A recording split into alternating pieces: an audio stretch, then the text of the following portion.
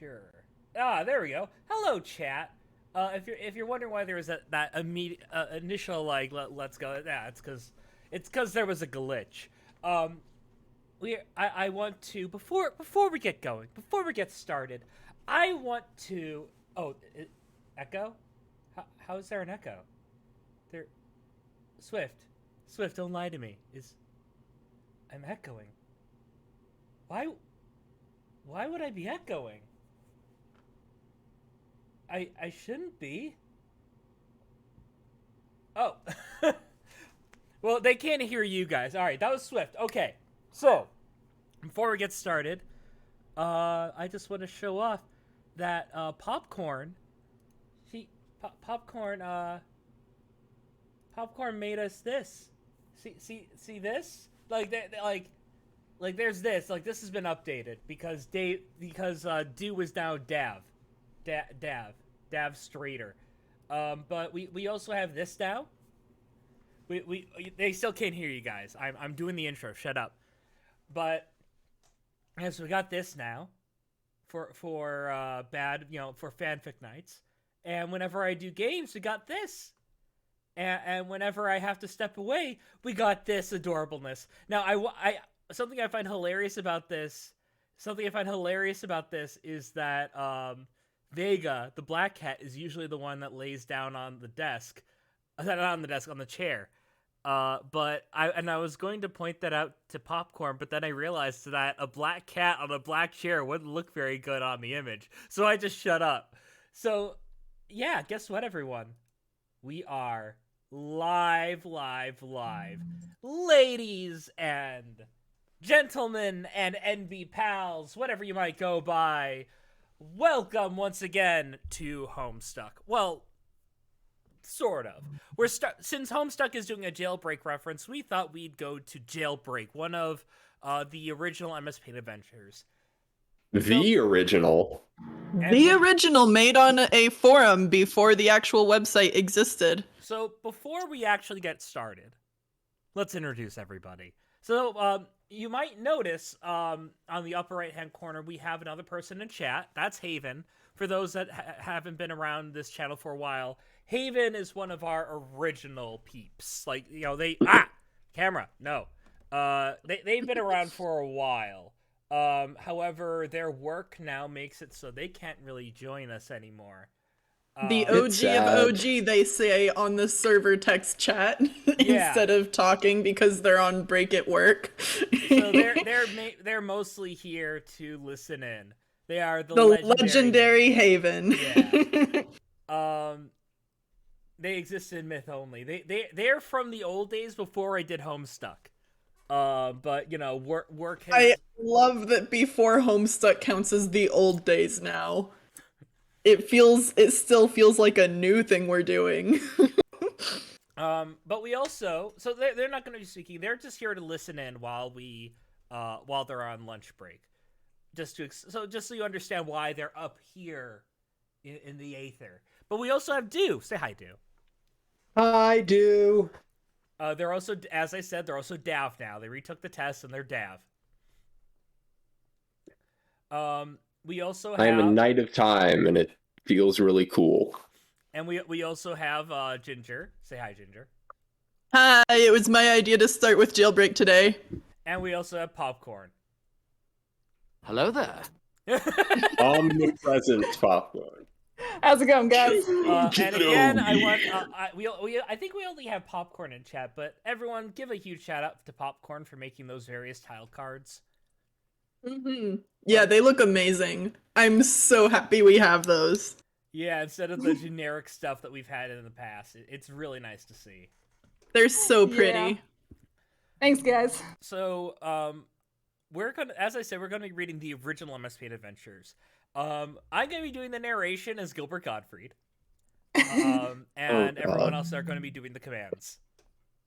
Okay, we're just gonna take turns. To be clear, what is the difference between your Gilbert Gottfried impression and your Carcat impression? A difference in pitch. Okay, I buy it.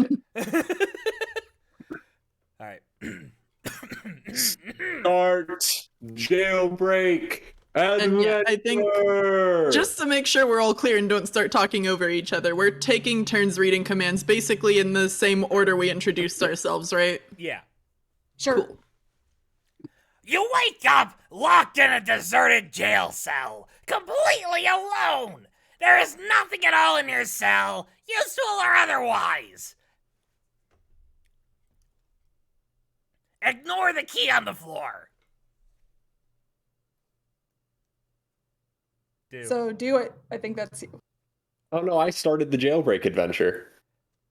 That counts as a command? Okay, fine. Attempt to pry open window.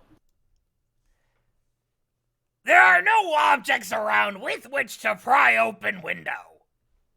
Grab Pumpkin to yourself so that you have one hideous arm. What pumpkin? Oh my god! It's the what pumpkin moment. The first one! Oh my god! It all comes This back is to where this. it all started. You're a part of history now. Grew too muscular. Oh no, that's you. Sorry. What pumpkin? Do. It's your turn, Do. Oh yeah. Whoops. Whoopsie. Grow two muscular arms with which to manhandle the key.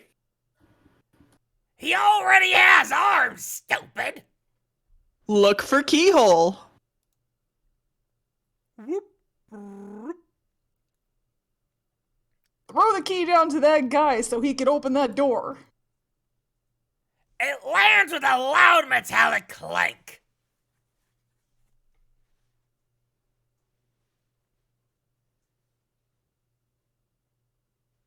Do. Loudly tell. I'm sorry.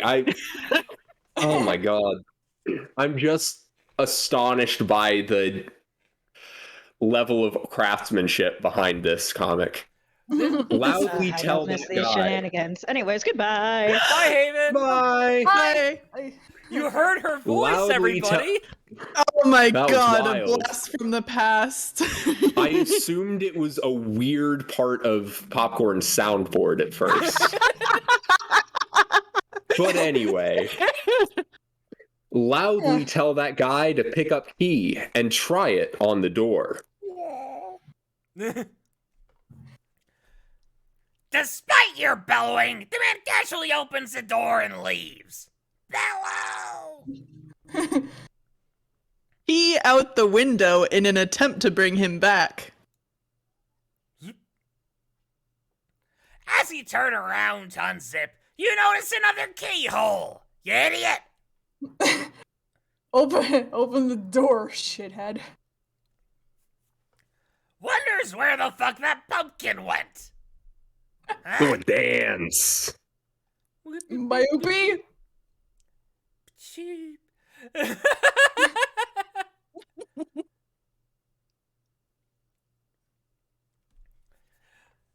Exotic rhythms take over your body as you start to do a really silly dance. You recall your initial urge to urinate out the window. Now that you think of it, you really have to pee. The urine splashes onto the man outside, who had a change of heart. He has climbed the ladder to give you the key. Well, he was. Not nuts. Knock on door. Poof. Your clumsy fist accidentally flies through the bars, knocking out a passerby. Keys from his keyring jangle on the floor. Ask Dungeon Master if there is one fucking way out of the room. He's unconscious. Examine floor. You pick up a clump of nutrients-enriched dirt, sweet spice of the earth. You sit in hushed awe in the luster of the brown gold. Now, before we continue, I just want to point out that there actually was a company that was selling swamp dirt as a nutrient supplement. Yep, I believe it. I knew about that. Yeah. Say hello to the pumpkin. I beg your pardon? Search room thoroughly for pumpkin? You wake up next to a broken ladder. You are covered in piss. Throw shoe at key. You're not even sure if you're wearing shoes. Rub key on chest. Now the key smells like pee too. Good on ya. Go through door. The door is locked. Don't Use care. key on door. Jiggle as you might, the key doesn't work. Now the lock smells kind of like pee too. Pretend broken ladder is broken train track. Choo-choo! All aboard the Moron Express! Use ladder as battering ram.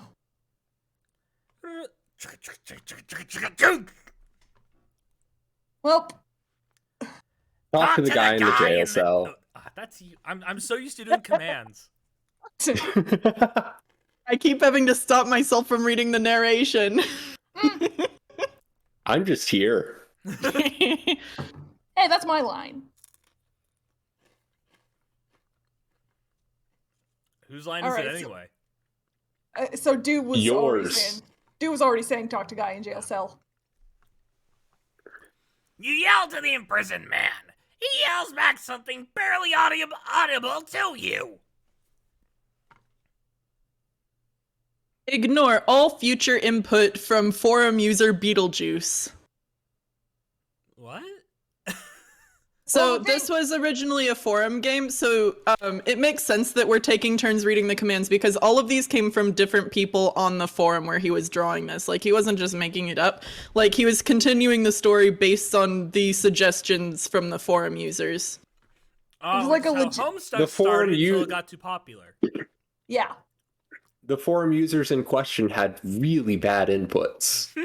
Yeah, because Yeah. I think if I'm not mistaken, the rule was that whoever posted first, that's the one he would do. Yep. And then Bard Quest, he experimented with multiple commands per page, and then Problem Sleuth, he cherry-picked his favorites, and that went on for 1,000 pages. Yeah. I'm sorry. I don't think I can do that with all the future input from Beetlejuice. Turn long ladder into stilts. You fashion a pretty nice pair of stilts, but you don't know if you're going to get up to them.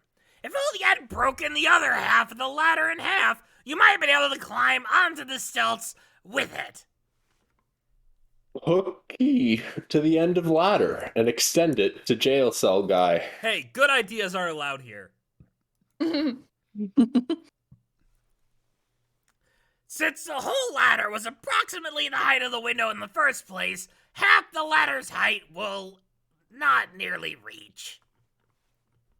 Make clay from dirt and pee. Use it to glue ladder into pole. The rungs from one end of the ladder half easily and snugly fit into the other holes of the other. No cementation is necessary. This being the case, you now regret creating the smelly pea mud. Hook key to ladder and extend to jail cell guy. It's still just a little out of reach.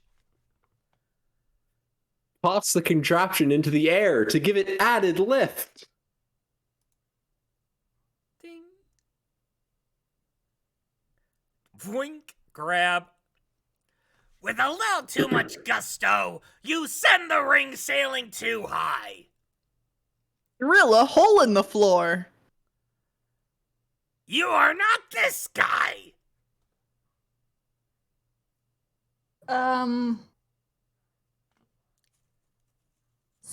Sing Malaguena. Malaguena.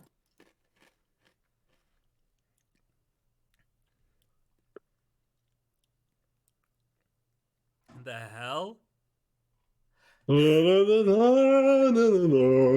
a little bummed out that you missed grabbing the key by inches. In an attempt to drown your sorrows, you gush forth with melody an enchanting rendition of Malaguena. In an attempt to silence the racket, the man above begins drilling noisily.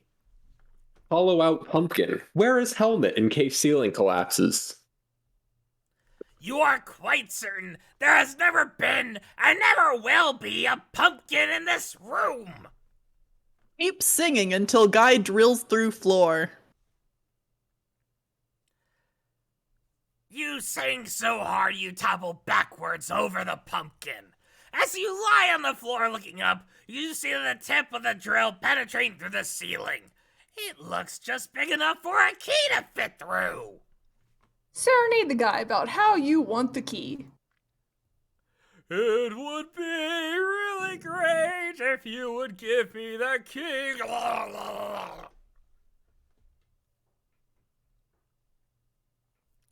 The man is opted to take a leak through the hole. You're getting really sick of pee. Bit pee at man out the window.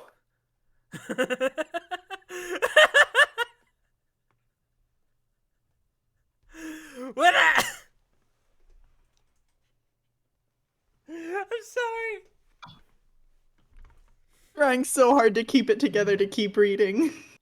With a hefty mouthful of the other guy's urine, you decide to get revenge on the man below for botching the key situation. But as you're about to spit the pee, the man above takes a huge shit on your head up from above his window. The surprise, unfortunately, causes you to swallow the pee. Barf.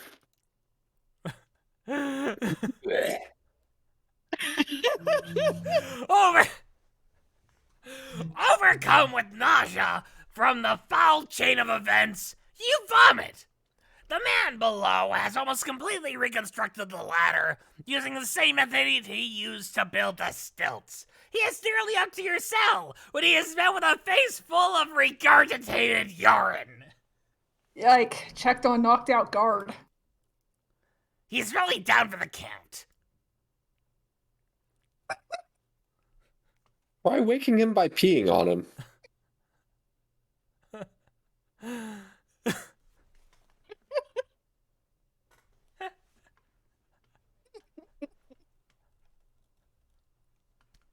This is so stupid. Yeah. It really is. That's what It happens is- when you crowdsource answers in 2007.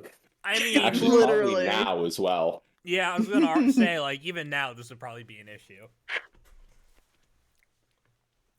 You're all tapped out for pee at the moment, but the crap on your head is emitting a powerful stench.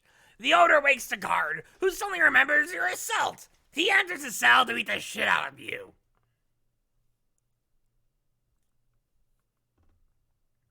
I think it's Ginger's turn. Yeah, sorry. Leap over him in a desperate bid for freedom. Bop. Woo! Blop.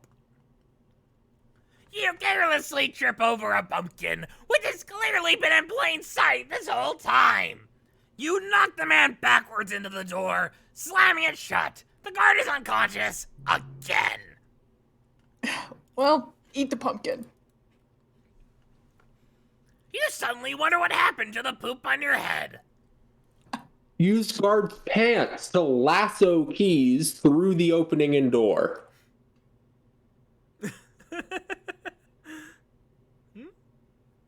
Woo! Schnoop. You're not even sure if this guy is wearing pants. He did seem to be wearing a belt, though. You flail the belt around uselessly and then drop it.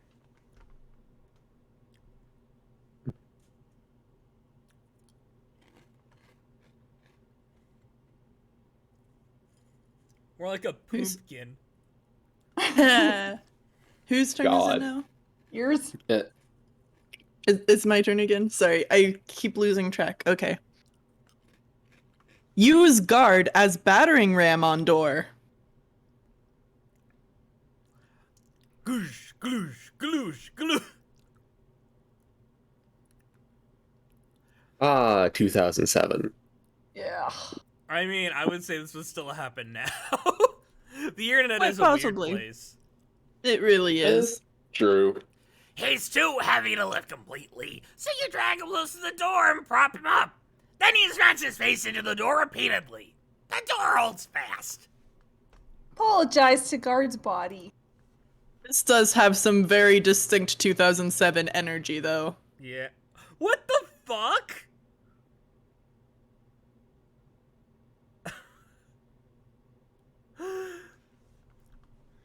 You start to feel sorry for abusing the guards so badly and mumble an apology. But then, a mere apology doesn't seem to do justice to the poor man. You decide he needs a proper funeral. You sever his head with your trusty pocket knife, and place the head in the pumpkin, which you just hollowed out. Using your handy spoon, you dig a hole and bury the pumpkin. You say a few prayers. He's in a better place now.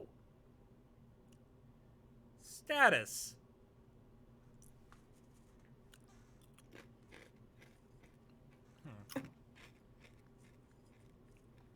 I don't know, that's a pretty low decapitation count. He's got pretty good chutzpah. He should work on his fortitude, though. Could definitely His wisdom could use a little help, too. Definitely needs more urination capacity.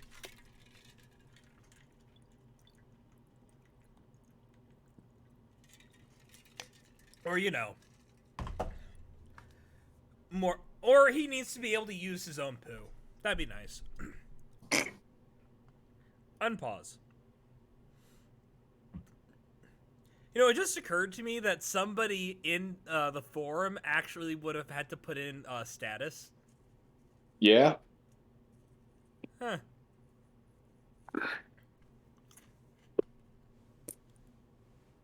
You wake up in your cell after a short nap. There's a key to your side, a drill against the wall, and a small pea-soaked hole in the floor. Drill through the floor. Slump. Ugh. Christ. For the first time in your 3-year imprisonment, it occurs to you to drill a large hole in the floor. You put your back into it. Poke head through hole and wave.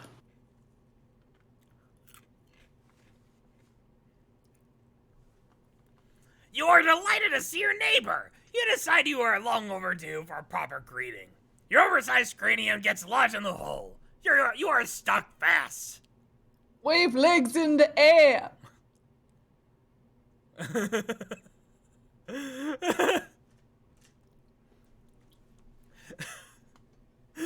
Your most creative solution to the problem is to hoist your torso in the air and flail your legs.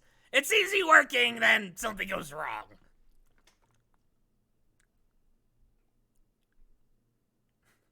Proceed. You suddenly realize you are now this guy. Pictures of naked ladies on the wall with blood. God. All you have is gay porno. Drill hole through floor. Through door. Sorry. Oh, and that's also the first instance of black inches. Mm-hmm. Now drill a hole through the door. The drill is not strong enough to penetrate steel. Drill through the wall right next to the door. All these odds of drilling and penetration have given you a serious hankering for some quality time with the Hunk Rump magazine. Continue to enjoy Hunk Rump.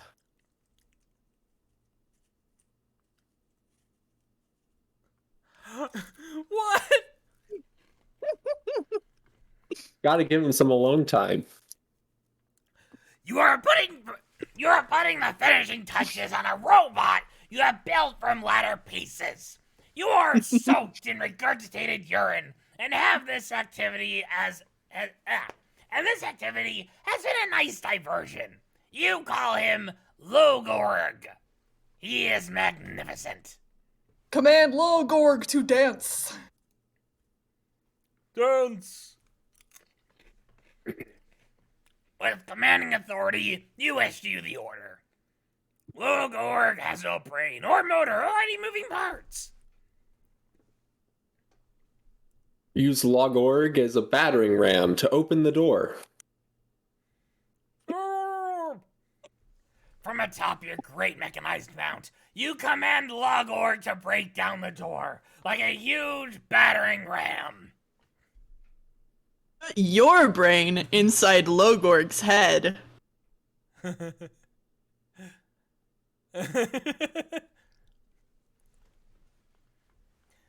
You are not sure how you're going to get your brain in a Logorg's head, or out of your own head for that matter, but you get an idea. Wreck. Sorry, Reek? Havoc.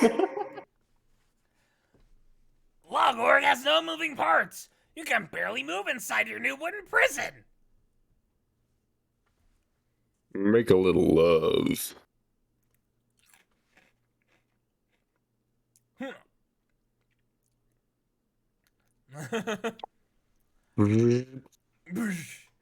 You decide all these thoughts of destruction should be offset by a little good earnest lovemaking. While you contemplate your current options for sexual partners, a whirring is heard from overhead. Sacrifice your soul to the heathen gods.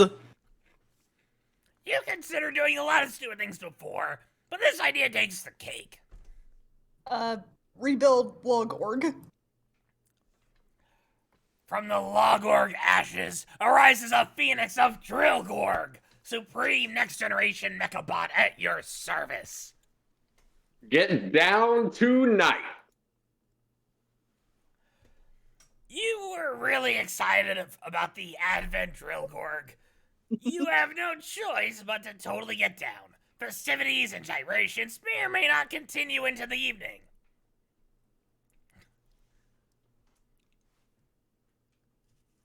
Get a bachelor's degree in robotics.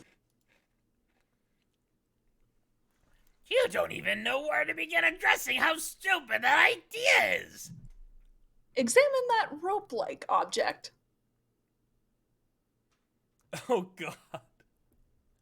With great prescience, move away from the end of intestine.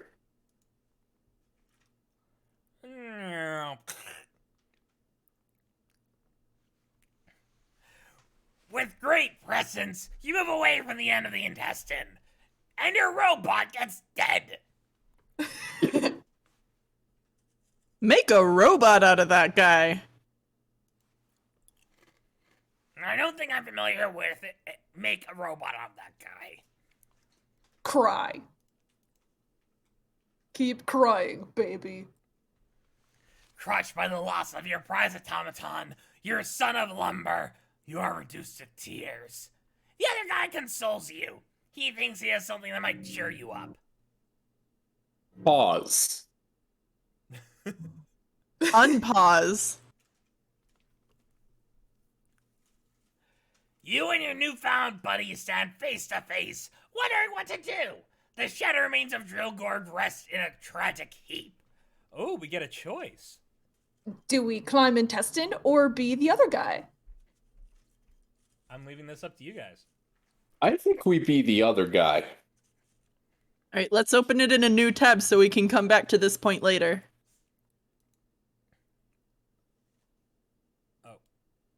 Be the other guy. Shoop.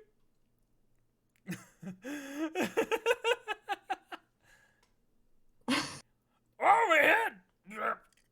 Slip.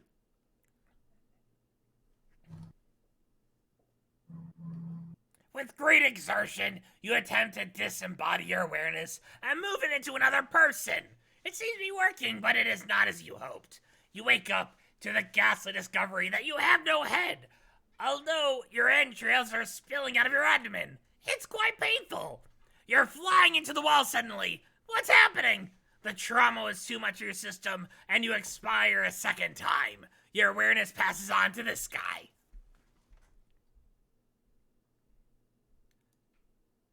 Drill through door?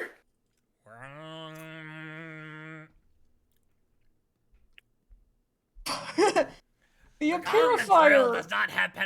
does not penetrate steel doors. You buckle down and get ready to give it your all. Except the door's made of wood.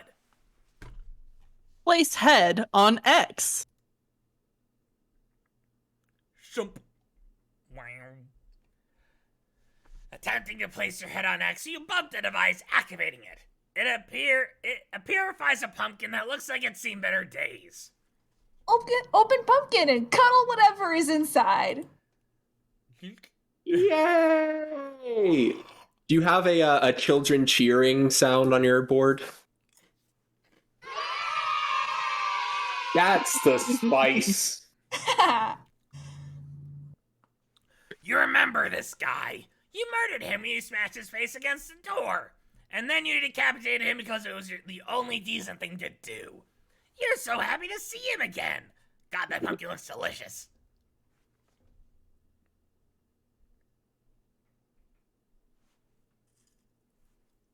Doop. Oh, sorry. Check that door to see if it's unlocked.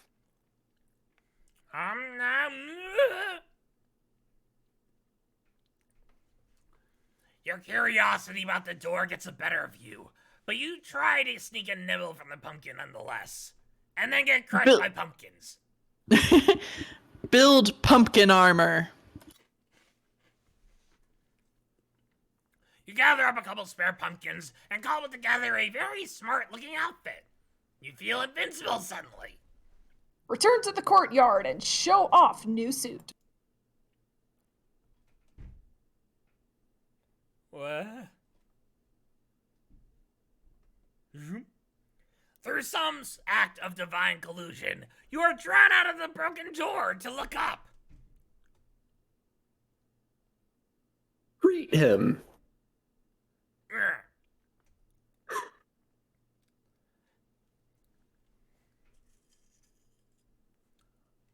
Use intestine like scarf or climb intestine. So this is where the two Oh, right, storylines this is where they converged. So we gotta converge. go the other way now. Okay. Climb intestine. Shloop. Zoop. Splat. And you're back inside. You decide to climb the intestine from which your new mate descended.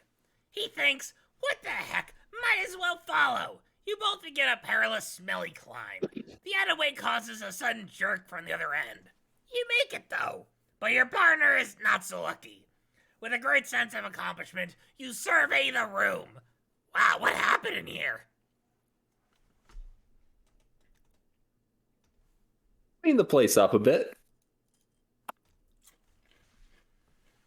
Using your trusty rag, you make some pretty good headway on the room.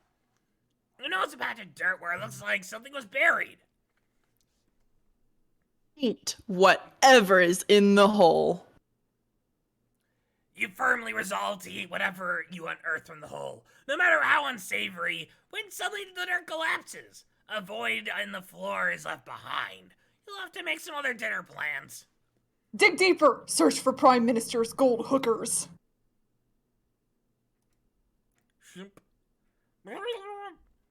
You start to dig, hoping there'd be valuables belonging to important people, but your oversight head becomes stuck.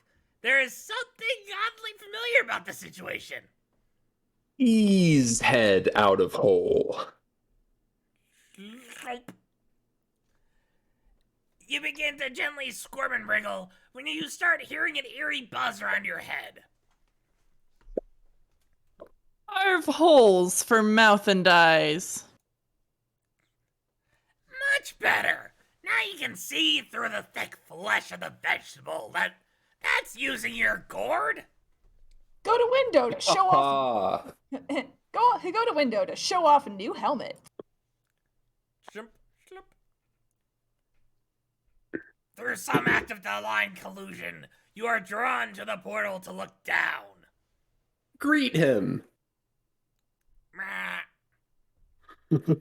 Ask man to throw intestine up to you. Schlook. Grab. And now we converge. Well, you gotta read that part at least. Not converged yet. Yeah, there's like 2 more paragraphs and then we're converged. Oh, I see. You think maybe your coarse gesture was maybe a bit brashly. Diplomacy may be the most mutually beneficial strategy here. You kindly voice your request. The other man, though apparently irate, seems to be swayed by your tone. After all, you did us nicely. Success! And now we merge. Is it? I think it's Ginger. Okay.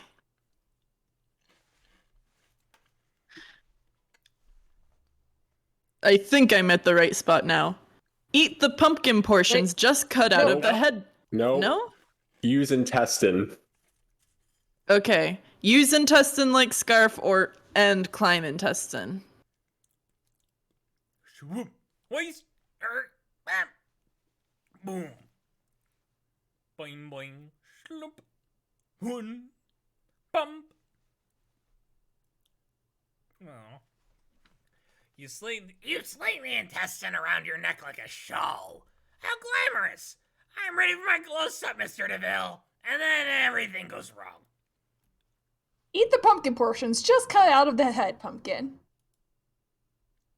Nom, nom, nom, nom, nom.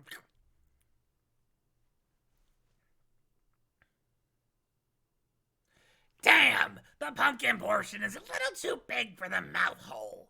You think to yourself, if I didn't have my trusty knife with me, I think I'd slit my wrists with my trusty knife, which I don't have. That's the joke. Can we get another child woo? All right. Yeah, I am made of confusion. I am nothing but confusion. I am the incarnate of confusion. And I just realized that the camera was way too high. You had a nice view of my bald noggin. It is quite a noggin. Play the get out of jail free card. That's a lot of gay. Damn. Of course! You forgot about your get out of jail free card. This is not a get out of jail free card. You're suddenly this guy. You are taking a strong interest in this store. And what's inside? You think to yourself, I will probably go through this store no matter what other stupid idea pops into my mind. For the love of God, go through the door. Oh. Also, hi Raikudo, first time chat, nice. Oh shit, it's a raid. Okay, hi. Oh, hi everyone. hey. Oh, shit. Burley! All right, quickly through the lineup and let's go. All right, yeah, really quickly. Hello, everyone. So, I'm Screw Bucket. We also have Do. Say hi, Do. I do. And we have Popcorn. Say hi, Popcorn. Hey! And we have Ginger. Say hi, Ginger. Hi. Yeah, so thank you for the raid, Girly, and thank you everyone for coming in. We are currently reading not exactly Homestuck. We are reading the thing that came before Homestuck, the first MSP adventure. It is very strange. For those that don't know, these were posted on a forum, these images, and then the first person who replied to it got to choose what happened next. So after this text here, the actual forum post after this was, for the love of God, go through the door, and it continues from there. For the love of God, go through the door. And Swift, you're sort of right. If Jailbreak was first and Homestuck was last, but there was other stuff in between. Yeah, there was. All right, we're going through the door, for the love of God. Lock. You step through the door with Tone down the Gilbert Gottfried. No, come Uh-oh. on. I misunderstood what Swift said. Ignore everything I've ever said. Okay. Where was? I'm sorry. I'm a little winded. You're gonna scare away our viewers with Helium Carcat. You step to the door, which instantly slams shut behind you and makes a locking noise. You have a feeling it is locked. In the room is a wall which has 3 pumpkins-shaped recesses. One has a happy face, another sad, the other scared or surprised or something.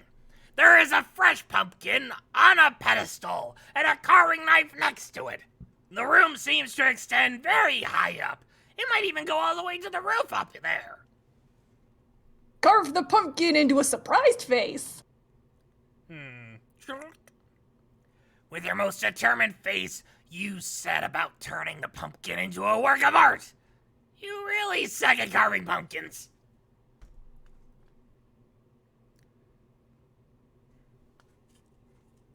Doop. Put it in the sad recess. Recess. Whoosh.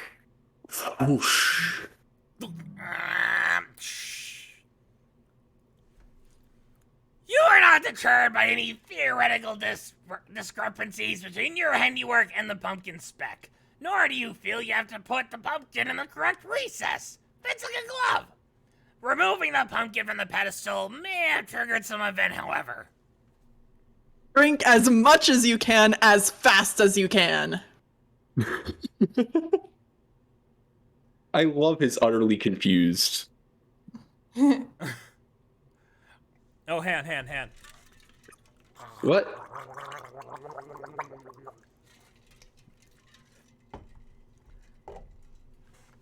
Foley artistry. You can't believe how stupid that idea is. I'd enjoy the shot, I guess. Plug up the hole with a pumpkin.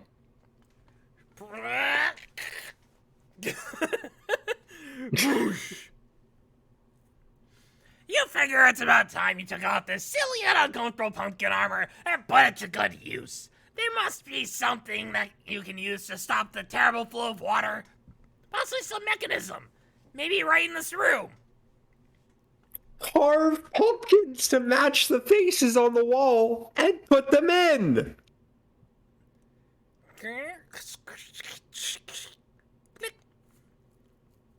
Clang.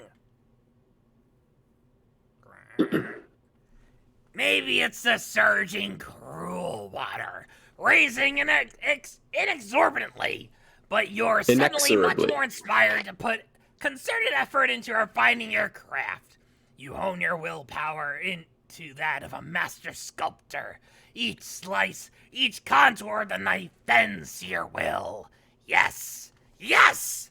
The results are breathtaking. The expressions are human emotion incarnate. Why, are these pumpkins or fellow men wrapped within the human condition? No time for reflection, though. As you wait for something to happen, you think at the very least, maybe you could float to the opening in the ceiling, even though you're not a great swimmer. As the water engulfs your head, you hear another distant mechanical sound.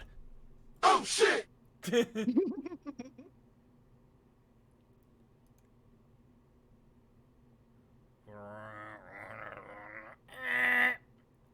What the hell?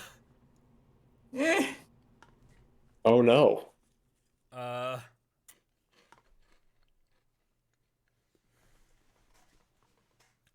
Luckily for the cause of suspense, you are now the other guy in this cell, wondering exactly what to do.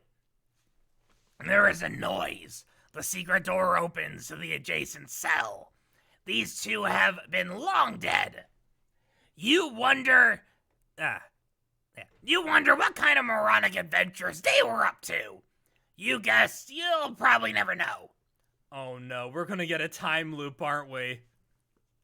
Bring the gun along in case you have to off yourself. Huh? Shunk. You pick up the firearm. You now feel powerful and confident. Unfortunately, there is nowhere near person to pack the heat. The violin string seems to suit the purpose well. Jump out the window. The window to the cell is barred.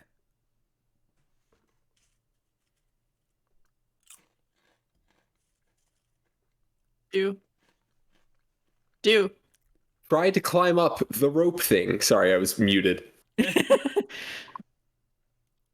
Adventure! Oh, whoa. Ishmael! No. You get a fishy feeling that this is probably more intestine. You've been climbing a lot of intestines lately. It looks like this goes all the way to the roof. It must be a very large intestinal tract. You're wrong, it's actually a small intestinal tract, belonging to a slaughtered sperm whale. Survey surroundings, possibly sneaking a bite of ambergris.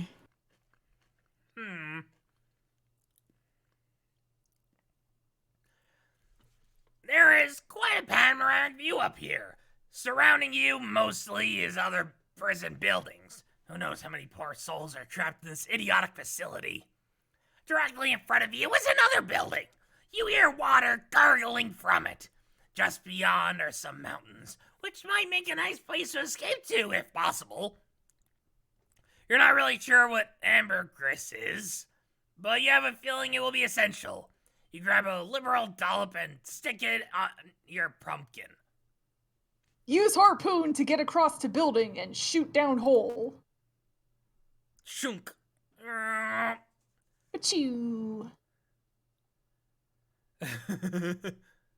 Whoops. Oh, God.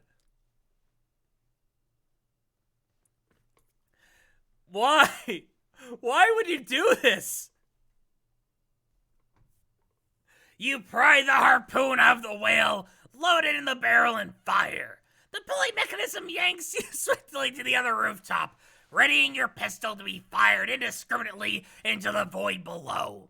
You hear some murmurs along with gurgling. The water seems to be rising slowly. Looking in his mournful pleading eyes, you start to reconsider firing your handgun. You opt for the harpoon gun instead. You figure you might need the bullets later if you have to off yourself.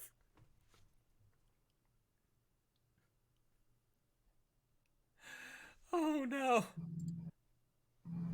Do it. Do the command. Pull lever and reel in the harpoon.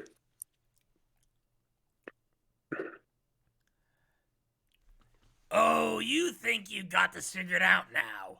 Amidst a lot of swearing and grunting from below, you nonchalantly walk over and pull the crank.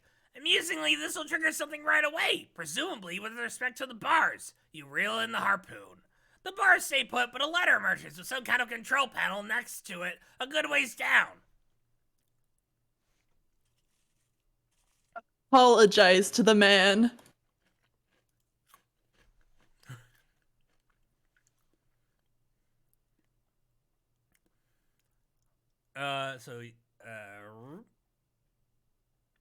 Shunk. Yeah, it's only a flesh wound. He'll get over it. Alright, so let's do some video game logic here. So all we need to do is feed him pumpkins and the mortal wound will be healed, right? Yeah. Maybe. It works that way. It's a video game. Life is just a video game. That's right. You tie the harpoon tether around the crank so that it doesn't go anywhere. Then you get down on your knees in preparation for one of your most sincere sounding apologies when something distracts you. A 5,000 jigsaw puzzle on the floor, partially completed.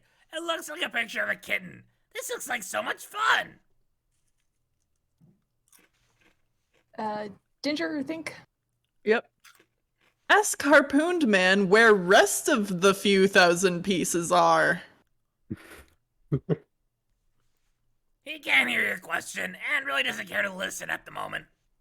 Climb down ladder and randomly press buttons on panel.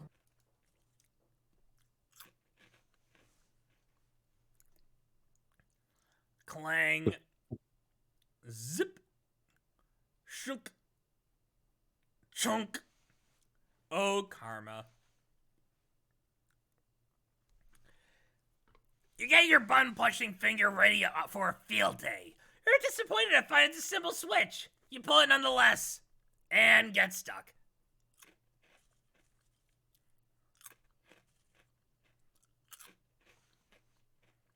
Is it me again? Yeah. No. Wait, is it? Yes. Okay, No, never mind. Oh, take off helmet and use it for flotation. Flip switch again. Twist. Twist. Twist.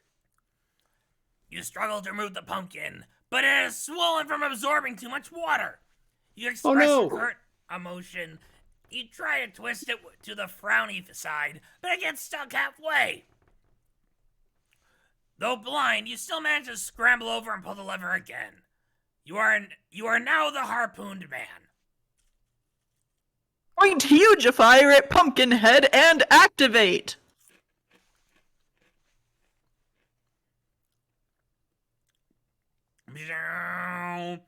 Doosh. Oh god.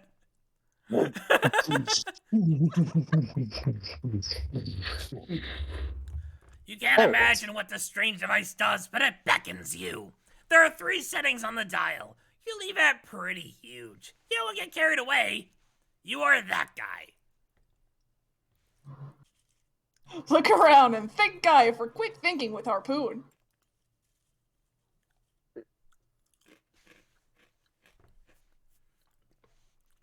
You look around. You appear to be surrounded by mountains and a shitty-looking forest. Also, there's a conspicuous stump there. There's gotta be some way to get you down from this pumpkin.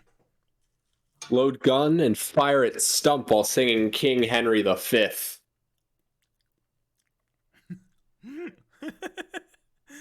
Oh god. I am King Henry V! And bloody mess. Hell yeah. It might be the blood loss, but you've definitely gone bonkers. You load the gun and fire it backwards to your torso while reciting the play Henry V. You clearly don't know a single line from this play. You act fast with your trusty knife to free yourself before the impending collision. You are now this guy. Grab the other guy's hand and run off into the forest.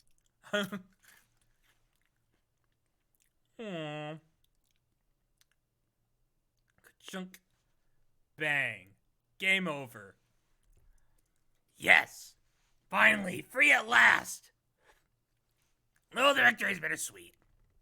Your friend has died of blood loss. This is no victory. The feeling is vast emptiness. You are no longer bound by bars or concrete, but you feel more incarcerated than ever. You come to the heart-wrenching conclusion that the only true prison is loneliness. There is only one thing left to do. Continue! You wake up in a deserted jail cell completely alone. There's nothing at all in your cell, useful or otherwise. Turn around. He turns around. Using key, carve spell into pumpkin, invoking elves and such. What in merciful Christ's name are you talking about? Using key, carve spell into stomach, invoking elves and such. There is already such a spell carved into your stomach, idiot. Recite spell while spilling blood, invoking elves and such. You don't know what... Yeah, what is pumpkin? You don't know what any of these runes mean, and you'll be damned if you're gonna try and read them upside down. Enough appears anyway.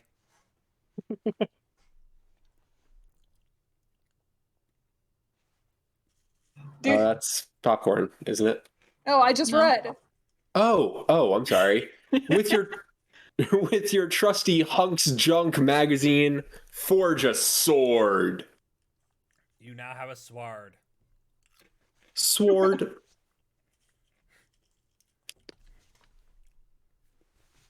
Your gay pornography has been forged into a formidable blade.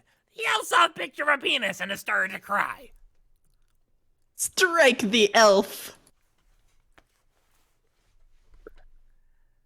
Your health, Mukes, protrude. Oh, he needs to work on his pulchritude. Ultra dude. You You could really use a boost to Peltitude if you wish to win this battle. Offer the elf a baby in exchange for one wish. The elf agrees to grant you one wish on the promise you will acquire a baby for him in the near future. Choose your wish. 1. Get out of jail. 2. A new pony. 3. Improve your Peltitude. Ask for a pony. Ask for second wish by promising twin babies. Look like twin homers to me. I know second that's- wish. Get out of jail. Improve your Peltitude. Wish to get out of jail, then trample the elf with the pony. He's more than happy to magically teleport you outside the prison. You had him at, I will get you more babies. You deal more damage in the fracas, but again, clumsy meleeing skills have left you with the short end of the stick.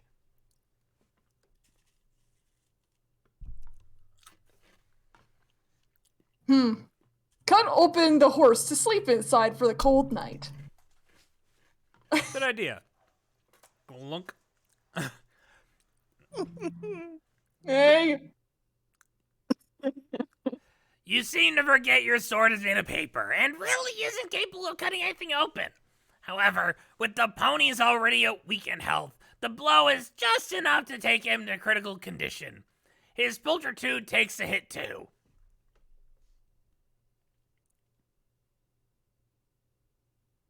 Continue. Ah, right. But the cold night air is imminent, and you have to do something. You decide to get into his mouth for warmth. Stuck as a bug. You have a feeling you'll get a pretty good night's sleep. While you were doing all that, the elf entered his magic 2-bedroom bungalow for the night and locked the door. Man, sure looks warm in there.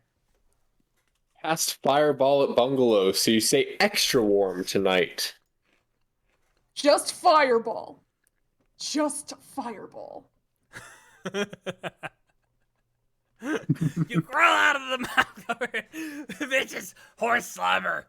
You don't know any fireball spells, but you think maybe there's something useful in the rooms in your belly. No fireballs, but another elf appears. I kind of wish that they just kept on spamming summon another elf. Dig up stump. Ginger was supposed to read that. Oh, I'm sorry, Okay. Ginger, read it. I'll read the next one, it's fine. All right. Yeah. You find gun. You flip open the stump easily, revealing a hole. There's a gun in the hole. You figure the gun was placed there in case you need it off yourself at some point. There seems to be some powerful cosmic magnetism towards suicide, which surrounds the stump. It has no bullets. Go on a hunt for children to repay the elf for his kindness.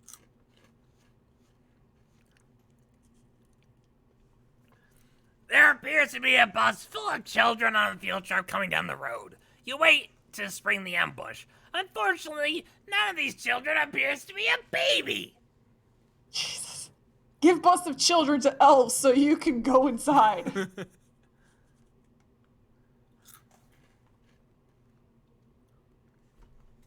While you're measuring, the bus driver drove off with the rest of the kids, leaving you only with these 3.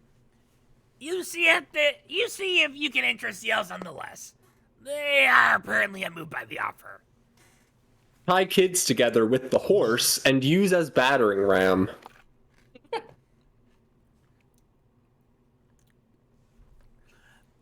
Any idea this good just doesn't come around every day. You bind your motley collection of hostages together with your ample supply of rope. But the combined weight of 3 kids and a small queen is just too much to drag to the door. You're beginning to suspect this was a stupid idea. 2007, guys. Give it up for 2007. Yeah? Yeehaw!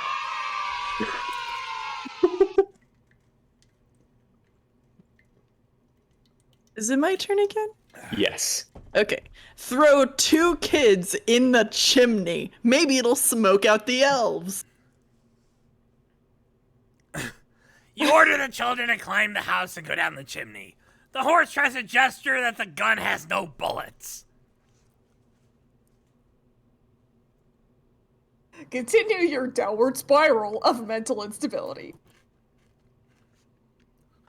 Inside the bungalow, it is warm and inviting. Invite the horse, children, and madman in for a tea party. Frankly, you think the guy is a little unhinged. You don't want anything to do with him. Unless he has babies, of course. Enact total war. Set a house on fire and flee east to Moscow. Moscow is west, you boob! Use magical prowess to summon Muscovite elves.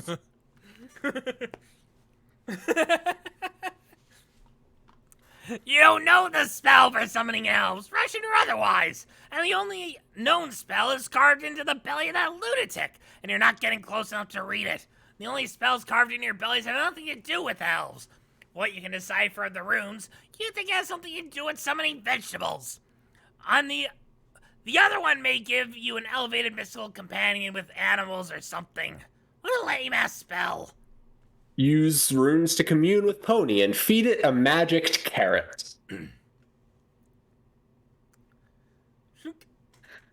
Magic carrot. A Friendship. magical sense of communion tugs at the pony's primitive mind. A luscious, magicked-up carrot tantalizes the pony. All the pony's senses are completely restored.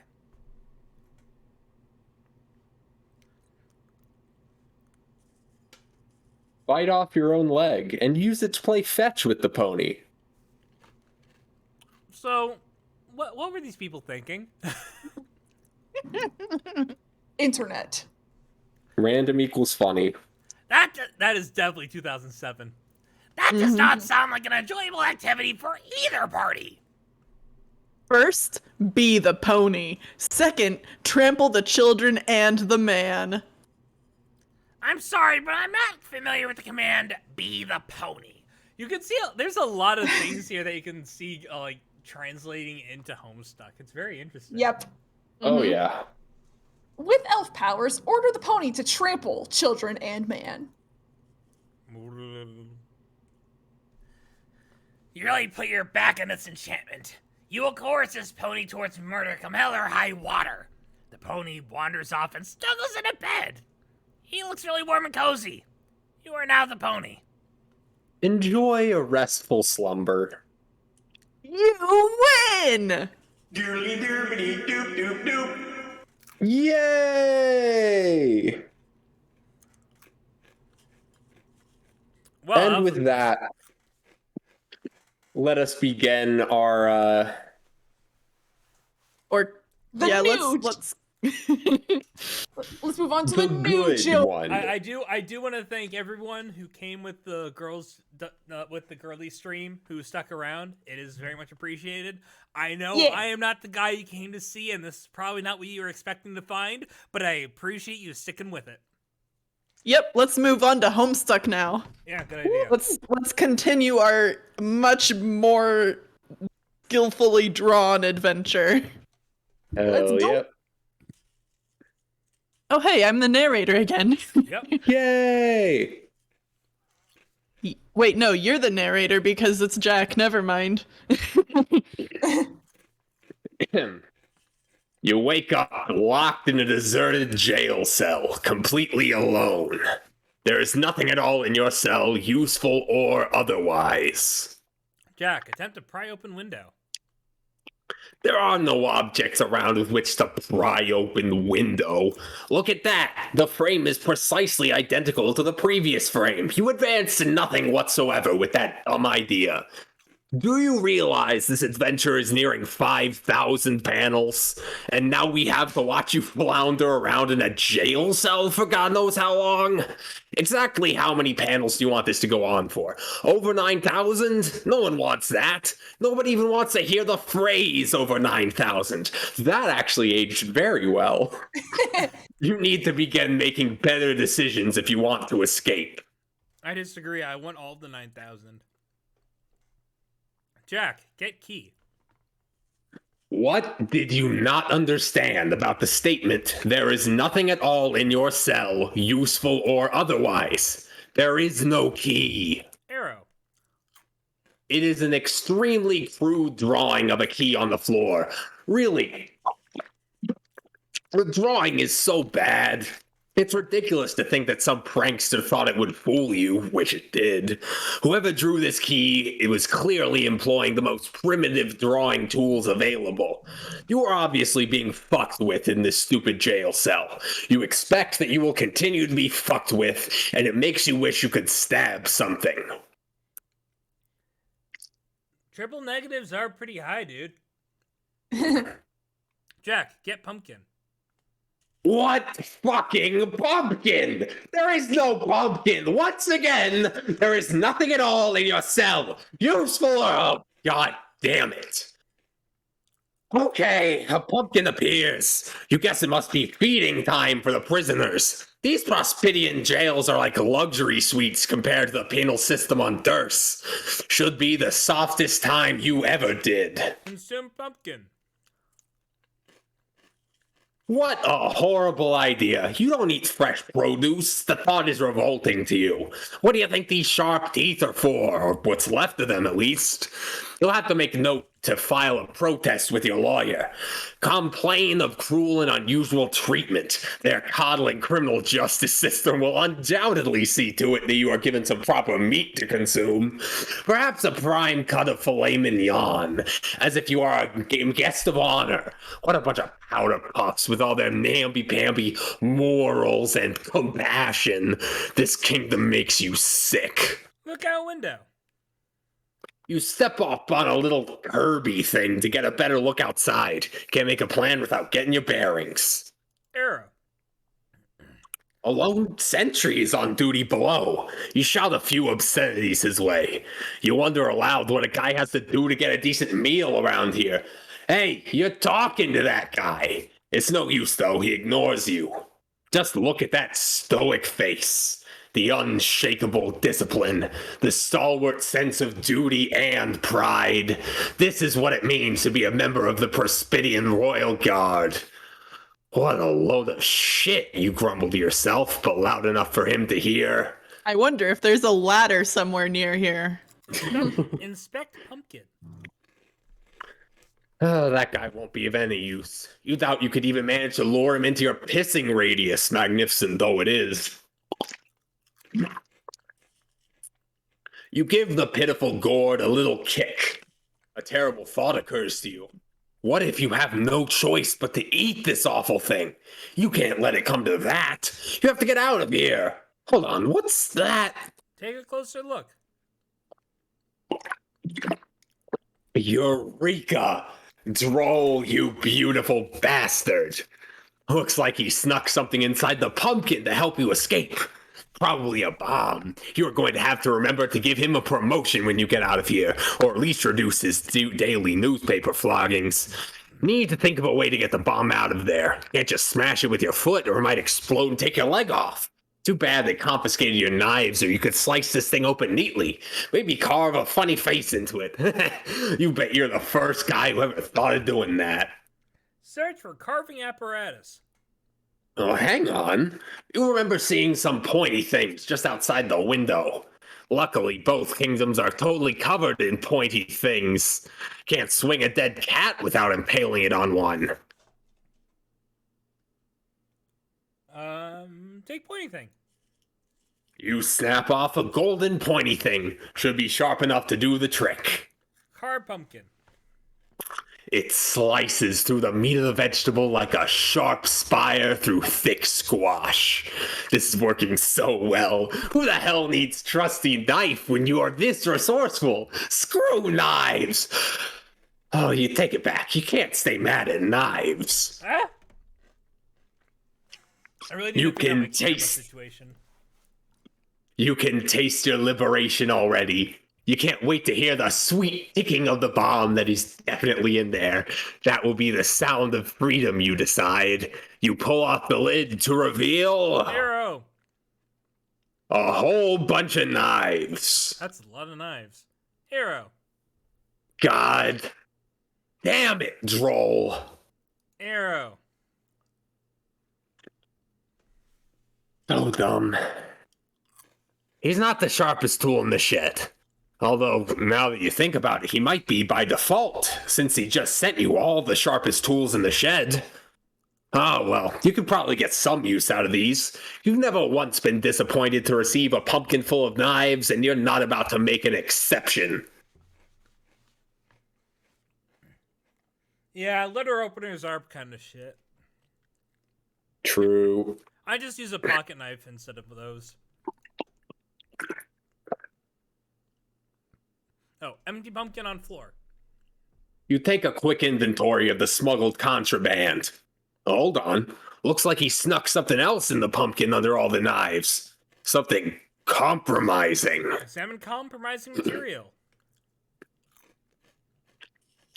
The droll knows what it's like spending long, cold nights alone in the clink.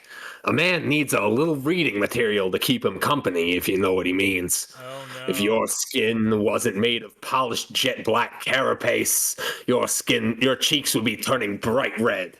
No one can ever know about this. You must destroy the evidence, or disguise it somehow. I mean, I think Jack Noir is a little bit more than a furry if he's into this. Forge You Blade- can't blame a man for his Scotty dogs.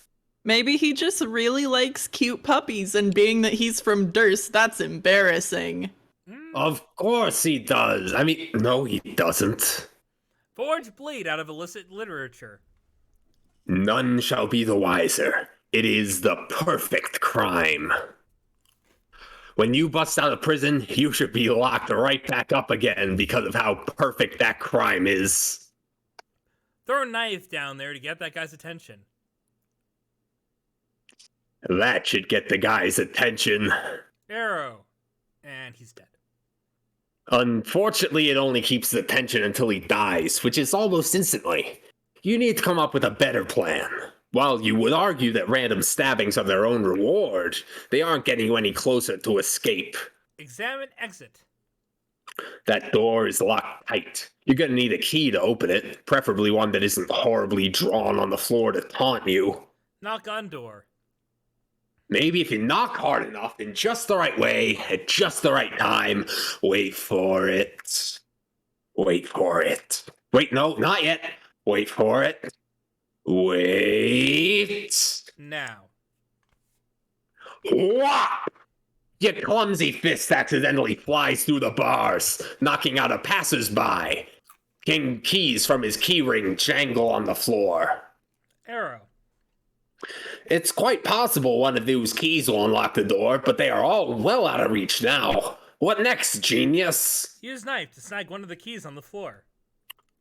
You see if a knife can adequately lengthen your reach, but it's no use. They're still just outside of your modest slashing radius. Arrow.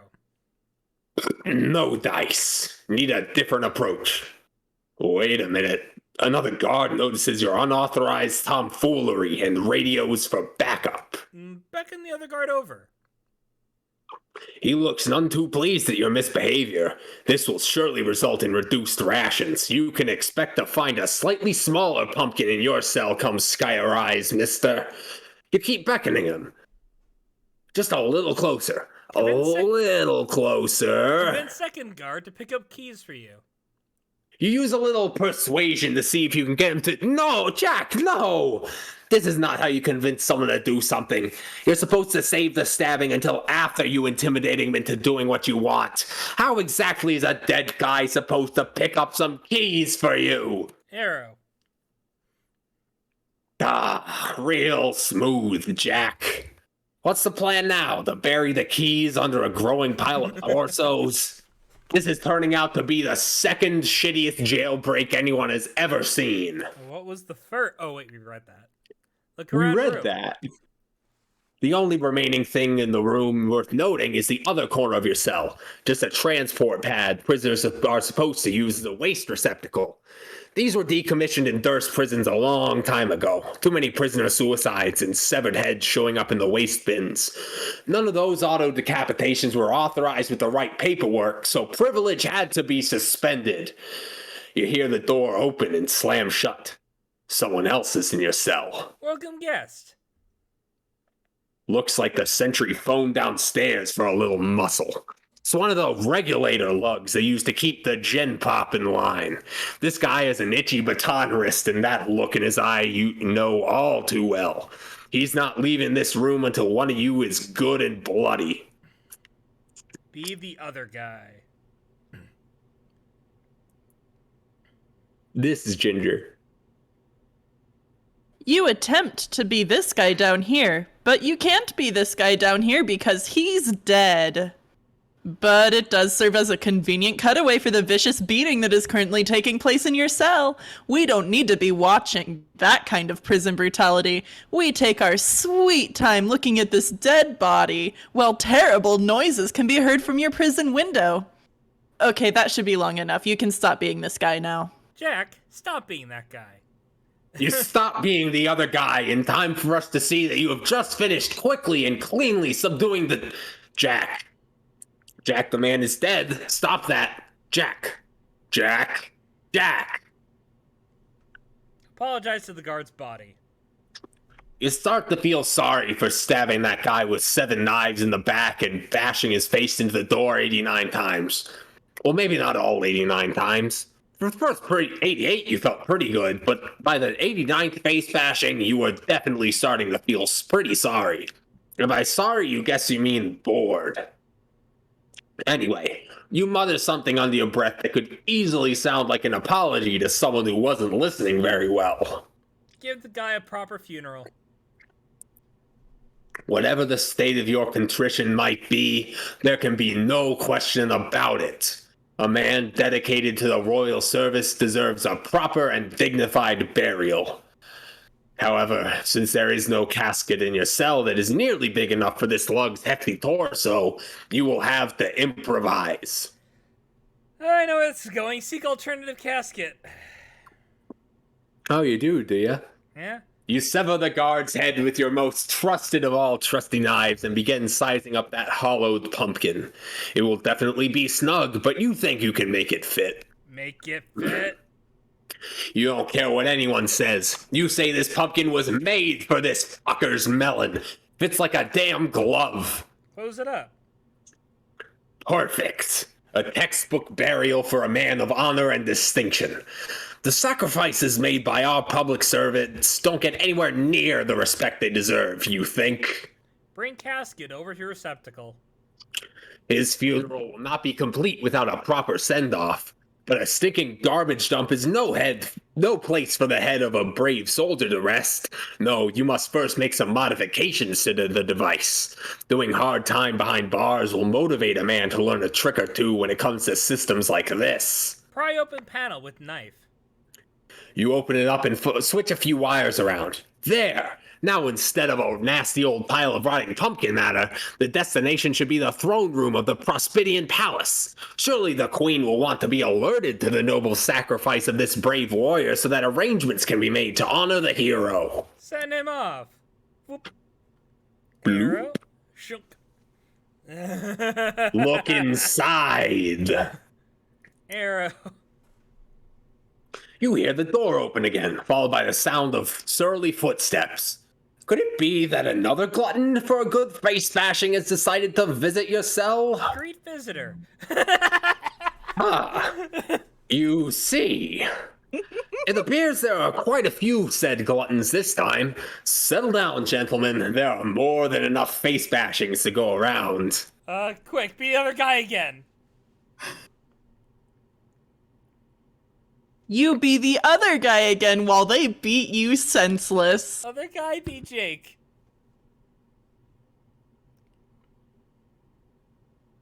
Suddenly, you aren't the other guy anymore.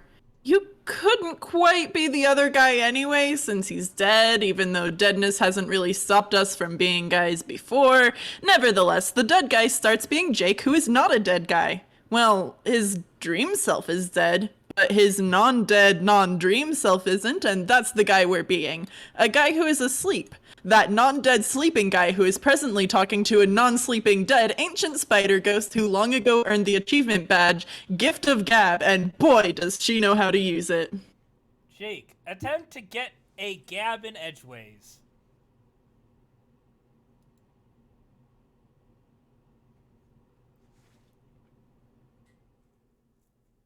Arania time. You were Ginger. I was Arania? Yeah. I totally forgot. Okay, what voice was I doing? been a Damn. while. It has. Okay, let's see. Well, Jake, don't you have anything to say? I think I've spent enough time introducing myself. You have hardly said a word. It would be nice to know whether my long story has confounded you in any particular way, or if you are just being shy. Yeah. Jake, I understand this is very much to learn all at once, but do you really want me to keep speaking until I am blue in the face? You appear to be perspiring heavily. There is no reason to be so nervous, especially considering you are only dreaming. Oh, shit. Sorry, I don't know where I put the drain towels. It's okay. Well, at the risk of talking about myself a little more, I feel it would be dishonest not to confess. What? I am a fairly gifted psychic. Whoa, really? Yes. Like, you can see the future? Or the ghost powers, or troll powers, or... Wait, shucks, that's dumb sounding question. No, that was a fine question. They're troll powers. Sometimes those of my blood type will have them naturally. And no, they are not prognosticative abilities. They let me access another's mind in a way that can be terribly invasive if abused. Invasive? Yes, including the ability to control minds when exploited fully. Oh. But don't worry, they don't seem to work the same way on your species. They're considerably weaker. The most I can do is get an empathic impression of your emotional state. So, if I speculate that you are shy or nervous, it is because I can sense that you are. Oh man, you're kidding. So much for trying to be cool, I guess. Although I probably blew that when you saw me yelling at nobody about boners and stuff. I wouldn't say you blew it, but that was certainly odd. Who were you talking to, if you don't mind my asking? That was like the brain ghost memory splinter, my best friend Dirk, who is stuck in my head and I can't see, and he was kind of hassling me and trying to get me to talk to him about how his real self has a thing for me, but I kind of think it would be weird to talk to his brain imposter about that. At least for now. And then you showed up and caught me at an awkward moment where he was trying to make me get bodily functions happen in front of you as a joke, which would have been embarrassing as oh blasted heck. But it turns out you can read my mind too, so I'm surrounded by brain invaders. You seem cooler, ain't ya? But when am I gonna wake up? I am not a brain invader, though. I said I can only sense your emotions. I think it's polite to let people know before long. Otherwise, I begin to feel a bit underhanded. Okay. Yes, that's not too bad. I think I can keep my feelings buttoned up. That is what strong and adventurous gentlemen do, I think. They keep a stiff upper lip, even on the inside. That way they are never embarrassed and feel slightly more brave about stuff. But you don't have to. That was not the point of my telling you. I'm used to sensing many things from people. There aren't any feelings you could have that would be that surprising to me or compromising to you. I really just want you to relax for the brief time we have in this bubble and talk to me. Gotcha. But what should I talk about? Well, I have spent almost no time examining this iteration of your universe. The gods have given me very little access to it through the memories of others until now. I believe they are finally beginning to bridge the divides between long estranged compartments of reality, allowing previously unintroduced parties to mingle. Those from different universes, both their initial iterations and their scratched reboots. Those from different spheres, ones of creative potential and of mortality. Through us all, they attempt to bring closure to unsanctioned loops and restore stability to the cosmos. So, I am curious about you and your friends. What is your life like? Well, first of all, Danny the Light, thank you for following, and hello. My life, I wish I could say it was more interesting, but it's actually been a mite lackluster. There are monsters, but I try to stay away from them, to tell you the truth. It's mostly just me sitting around here watching movies and stuff, and sometimes polishing firearms. Guns are sweet. So are movies. This is a terrible story. I understand. The same is mostly true for myself. I can sense that you are either very impressed or in some way intimidated by me. But when it comes down to the basics, a description of my life would be boring as well. Why don't you show me around? So you're on my room? Yes, okay. Well, there are some guns. Like I said, guns are great. There is a whole mess of movie posters on the wall. You probably never heard of any of them being a dead alien and such. Nope. And I don't know, there's a desk which is I use to work on silly projects, and that's my bed, I guess. And what else? Dude, just FYI, you've kind of been staring at her. What?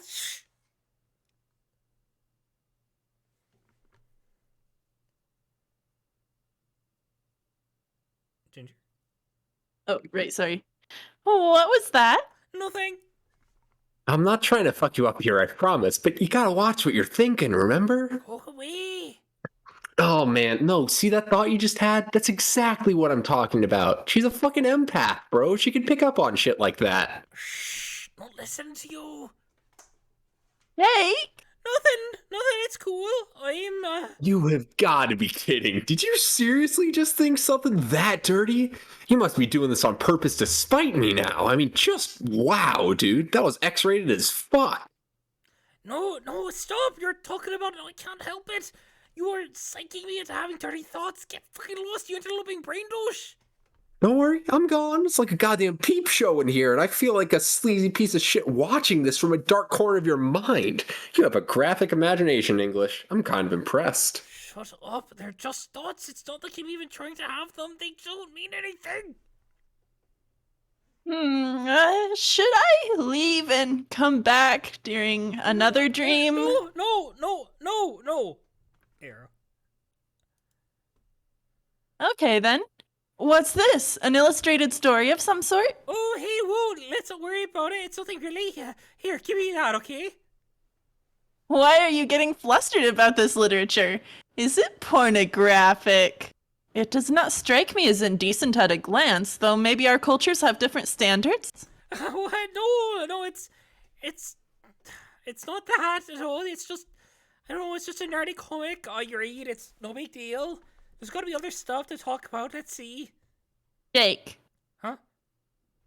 You know, it's not the first time I've sensed that someone felt a flushed attraction for me. A flushed wash. Oh my flicking gosh. Arrow. You really don't have to be embarrassed. It's perfectly okay. Oh, God, he says he's doing sexy thoughts. I know it. God damn you, bogus brain Strider. Somebody needs to just kill me, or at least make me wake up. Oh, this is so humiliating. I won't even.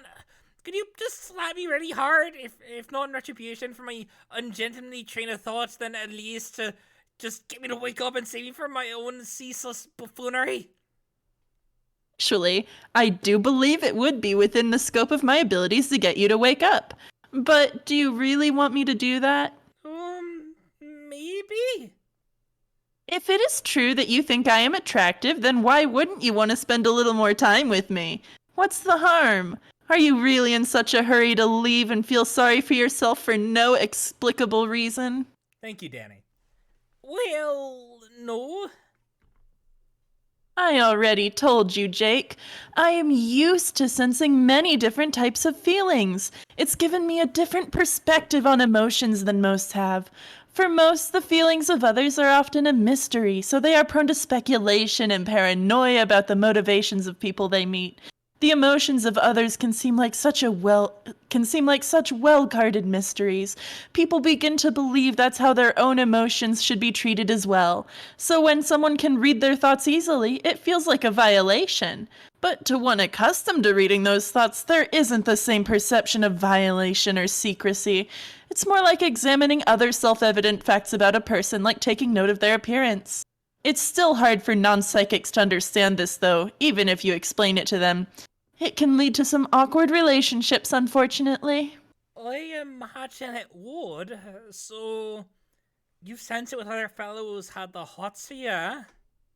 Fellows, yes. And ladies. It's happened. Oh, yowza. You must have been popular, I guess. Oh, no, not really. The fact that I've been the fleeting object of attraction to a handful really paints the wrong social picture, I'm afraid. Oh, that's hard to believe. It's my experience that people very often underestimate their own likability. I sense that feeling all the time, probably because they're in the dark about others' thoughts. They are usually in doubt, so they frequently err on the side of pessimism. In many cases, they would be surprised if they knew how many around them were open to friendship or possibly something more. I would venture that if you had such a sense, you even might be surprised yourself. I forgot to hit the record button, so I'm gonna have to download off of Twitch again. Aww. Just as well. It won't be as high quality, but at least the VOD will be there.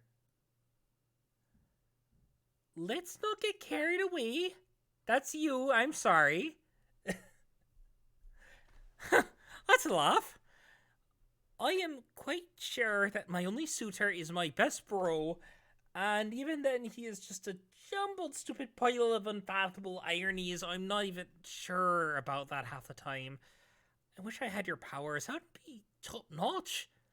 I'd be parked in on the corner of Relationship Lane on Easy Street. I could kick back in my eligible bachelor's limousine and never fuck up or never say anything awkward like I've been doing non-stop so far in the stream. Let's not get carried away. That certainly does not describe my experience. You would think being able to sense the occasional attraction from others would be advantageous and inspire confidence in yourself, and it is nice when that happens, sure. But then, you feel the negative emotions directed at you as well, and even if they are less common than the positive ones, you have a way of dwelling on them and magnifying them far beyond their real significance. It's funny how an ability that should give you all the advantages in the world over others can lead you to feel worse about yourself than if you never had them. You put all your energy into thinking about people with the bad feelings about you instead of the good, and you try your best to fix things, but usually it just gets worse. People think you are overbearing and needy, and they don't understand what it is you want from them. I can see why it can drive some with my abilities to abuse the powers. Fortunately, I was able to resist the temptation. So there are people on your planet who do that? On the world I was from, it was rare. Only a few criminals and outcasts would. But in the second iteration I mentioned, it was commonplace. Like I said, things were very different. In my world, though, the higher castes have a lot of responsibilities. It wouldn't be right to abuse my powers. So you were higher caste because of the hemo spectrum thing you mentioned? Ah, so you were listening to my lengthy preamble. I heard all of it. I was just, well, go on. Yes, blue bloods like myself were higher than most. The job of each blood caste was to serve the needs of all those below it. We were to use our progressively greater longevity and wisdom to help the lower castes learn and grow, to listen to them and try to provide whatever they were missing, like a hierarchy of caretakers with increasing social responsibility. When the order functioned in harmony, our civilization would flourish. That is sure a neat sounding science fiction utopia. Wait, I mean science reality. But then it all went to shit because of that meddlesome demon? Yes. The demon you say I'm supposed to defeat. Yes. Hang on.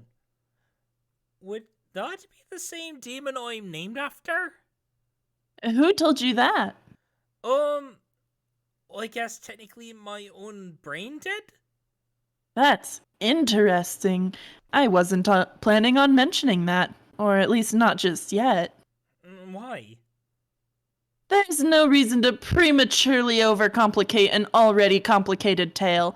All facts will fall into place in due time. Yeah, but it's true, right? More or less. Arrow.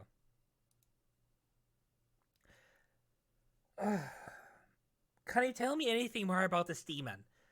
All I know is he might be a skull monster. Wait, he is a skull monster, right? He most certainly is a skull monster. A very big and angry skull monster. Yes, okay, but I feel like I should know more about him if I'm supposed to kill him. I didn't say you were supposed to kill him. He cannot be killed. Long ago, he discovered the secret to indestructibility. Yeah, if only the internet had that ability so that the viewer base didn't have to refresh their page. So, you're saying I could do... You just skipped a whole lot. You're supposed to be saying, oh. Oh, indeed. I am supposed to be saying, in fact, I didn't just say so. I said, oh, you misheard me entirely. I did not make a mistake in the soy test. I think you're losing your mind. How can I possibly lose my mind when my whole thing is having access to all the minds? Well, I said you're losing your mind. I didn't say anything about the other minds. But I have to have the tightest grip of all on my own. Why? You couldn't have the tightest grip on all the other minds and then have no grip on your own. A very confusing existence.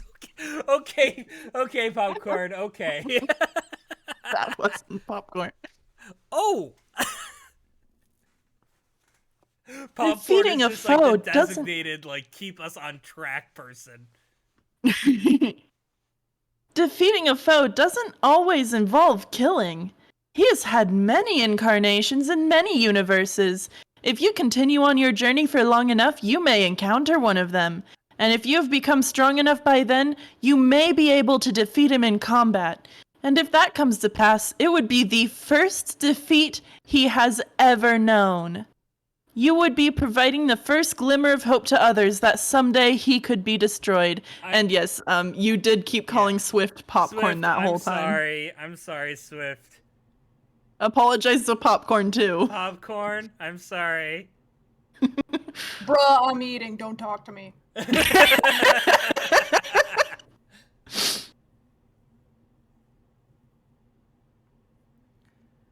But I forgive you. So, you're saying I could do all of this? Or that I will? For now, I'm saying that we should get going soon if you would like to meet the others before you wake up. Oh. Is there anything else you wanted to show me before we go? I didn't mean to get us sidetracked like that. Oh, Nah, just some more boring junk. There are these fanciful branches, but I don't know where they came from. I suspect some dream sorcery. They are from someone else's memory. Or are they from a wizard's memory? No. Oh, well, I guess I could show you around outside. There's a jungle out there full of tremendous beasts. Not anymore. Arrow. Oh, son of a bitch! More fancy branches! This way. What is this realm of limitless wonder? Realm of limitless wonder? God damn it, Jake. It was my planet. That's great. Everything's so amazing. Who would have thunk that you could have some crackerjack adventures in your dreams that are basically real instead of imaginary? Yep. Or, for that matter, you can meet such neat people along the way. Your thoughts are wandering again, man. Whoa, yeah, that gross mushy thought right there. Are you even paying attention? No, shh. We've already been through this, you hopeless rube. You might as well be saying out loud to her, so why don't you? Maybe they will, wise guy. I mean, she is pretty hot. No shush. Jake, it wouldn't work between us. Huh? I'm dead. Well, yeah, right. Perhaps if you died too. Although, maybe not after too long. I don't know how I would feel about that if you were a lot older than me. Man, what the fuck? Although technically I am already so much older than you, it would just be kind of strange if you were physically my senior by any significant margin, you know? This is a weird fucking train of thought. Can you tell her that? No. I'm gonna make you have a seizure and get you to mime the message to her with your spastic gyrations. Pelvic thrusts will be my exclamation points. Screw you. You heard her. I totally have a shot. What? Go on. But I wouldn't want that to happen. What happened? For you to die soon. I want you to succeed at your quests and to live a long and happy life. Man, I'm gonna come right out and say it. This broad's a total snore. Yeah, right, bro. Did you hear at least if I kicked the bucket early, there'd be... Sorry. Yeah, right, bro. Did you hear that at least if I kick the bucket early, there will be, shall I say, a silver lining? Wink, wink, nudge, nudge. It will take the form of spooky smooches from a smoking ghostly troll base, so shut your jealous trap! Huh? Wait. Oh dear. How loud was I just talking that just then? We're pretty much yelling. Ugh! Yeah, if I were real, I'd be giving you a standing ovation right now. 5 out of 5 hats. Oh god, just pretend or just trick at that maybe? Not a chance. Not you, her! Her? Who? Me? Why don't you just tell me where we're going? I've gathered a small group of travelers for a meeting. They are briefly passing through this bubble. I was hoping we could introduce ourselves to one another and help orient an old friend of mine to the afterlife. Okay, who's your friend? Another troll? She was supposed to be the Empress of all trolls, actually. Wow. So she died before she could be the Empress, I guess? Not exactly, since she probably never would have been regardless. She didn't want the job. Yeah, this does feel like an anime plot. This feels like the start of a harem anime. God, no. Why not? Remember how I said each class had a duty to take care of the younger and more populous classes lower on the order? Well, hers was the highest of all. She was the only one on the planet with such royal blood aside from the sitting empress. As the heiress, she was meant for a position of incredible responsibility. Once she claimed the throne, she would have to serve for many thousands of years until the next successor was ready.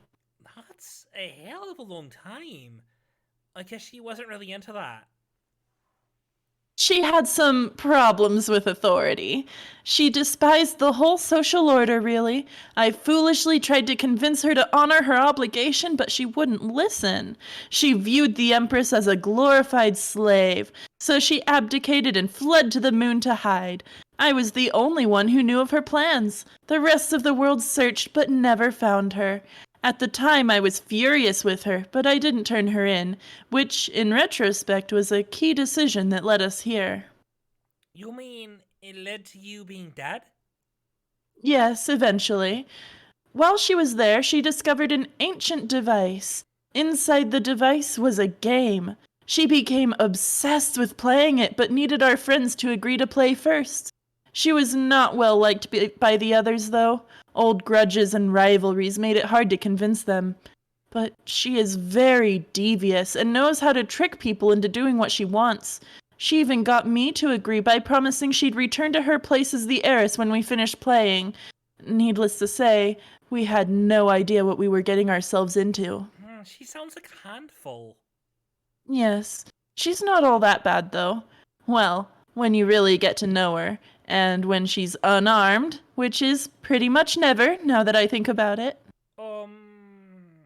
Okay, she probably is all that bad. The point is, you have to know how to handle her. Regal types can be very touchy, even the ones who seem to revel in anarchy. But if you know all the right things to say and do, she will happily hand over the keys to the kingdom, so to speak. After all, royalty is royalty. Just let me do the talking for a while, okay? You hear that, Jake? Arania wants to do the talking. I think your dead girlfriend might be starting to come out of her shell. Okay, that was a little funny.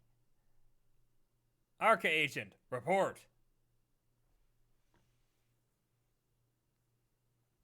Are you reading this one?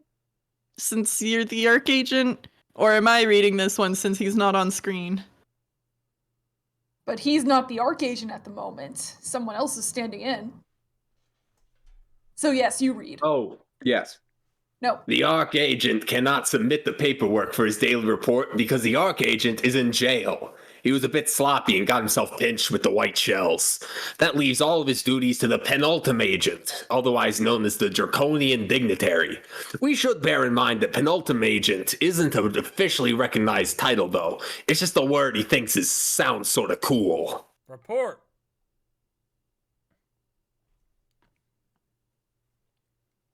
Oh shit, that's me, isn't it? Yeah. God, wasn't I making him Southern for some reason? I'm pretty sure. Honestly, do whatever you want. You have him for a while. The report is that you've got all these reports to fill out which the Archagent has been letting pile up, and which you have absolutely no intention of completing. Paperwork's even less your bag than it is his. As was mentioned, the boss is still stuck in the big house. You've got the droll working on busting him out, but you've said no particular hurry on that. You like to keep a casual administrative style. The boss is always in a hurry, all wound up like a knife-wielding top. Personally, you don't see the harm in playing it cool. Mounting paperwork aside, there's still the matter of this little insurrection to deal with. The boy is still out there, piking heads, agitating subjects, getting everyone hot and bothered. The press is going berserk with it, and you can have only so many reporters killed on any given news cycle. Can't forget about the girl, either. She's still out there going rogue. Wait, you mean AWOL? That stinking pun gets you every time. Puns are even less dignified than paperwork. Locate Prince.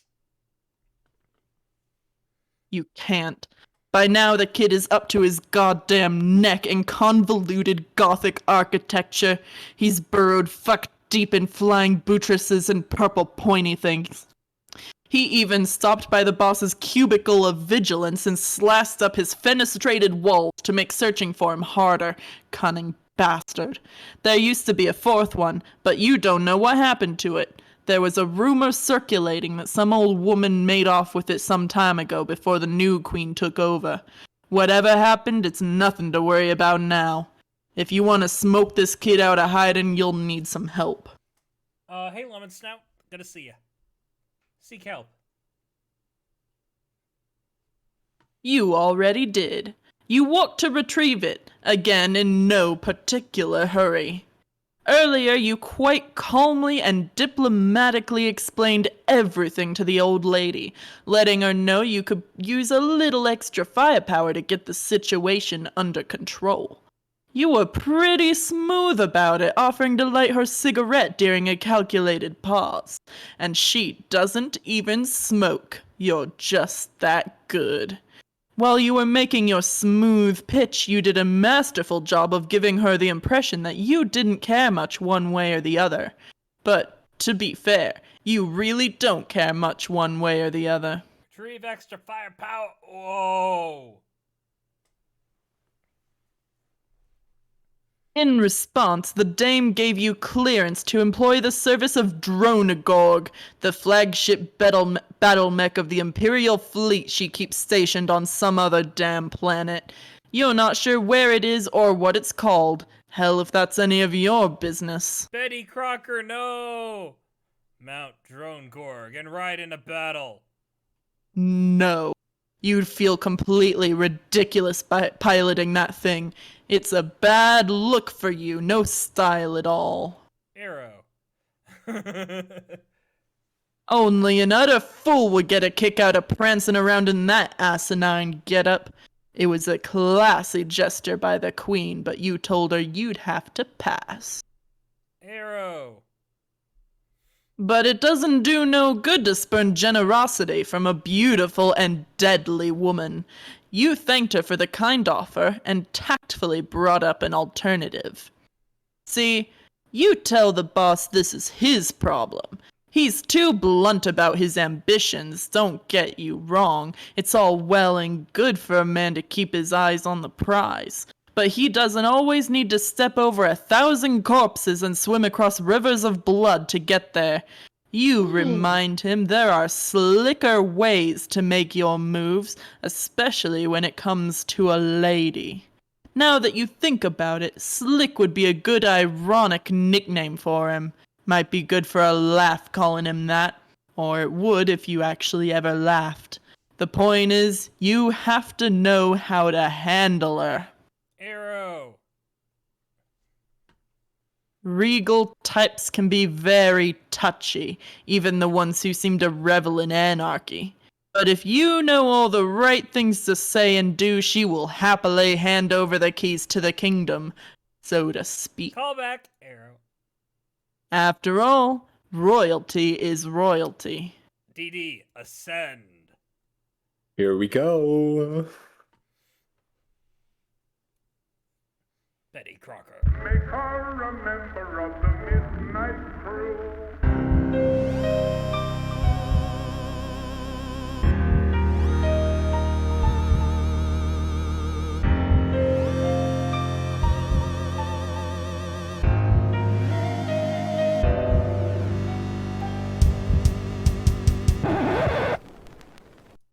You thought. Would have been cool. Oh well. Arrow. However, You're not feeling it. That little number was way too big for its britches. You could just tell it was gonna blast off, and the next thing you know is everyone's on their feet cutting a rug, making complete selves. This ain't no sock hop. Why does everything have to be so flashy and frenetic? What's the big hurry anyway? Sure, you're going to put this ring on, but when you're good and goddamn ready, maybe do a little reading first, have another smoke, finish your coffee, listen to some real music. Everybody needs to calm the fuck down. Ascend more casually. here we go. I hate a moral coward, one who lacks a manly spark.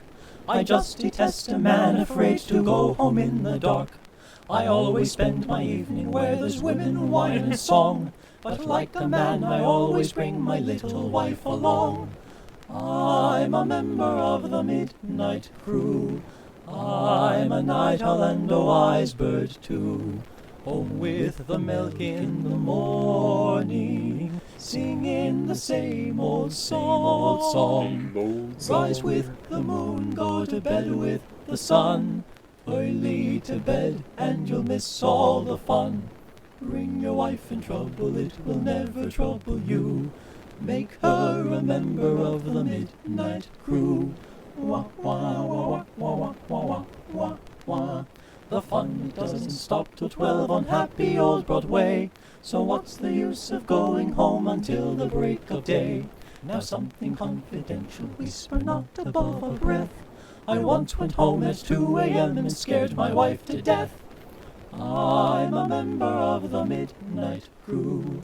I'm a night owl and a wise bird too.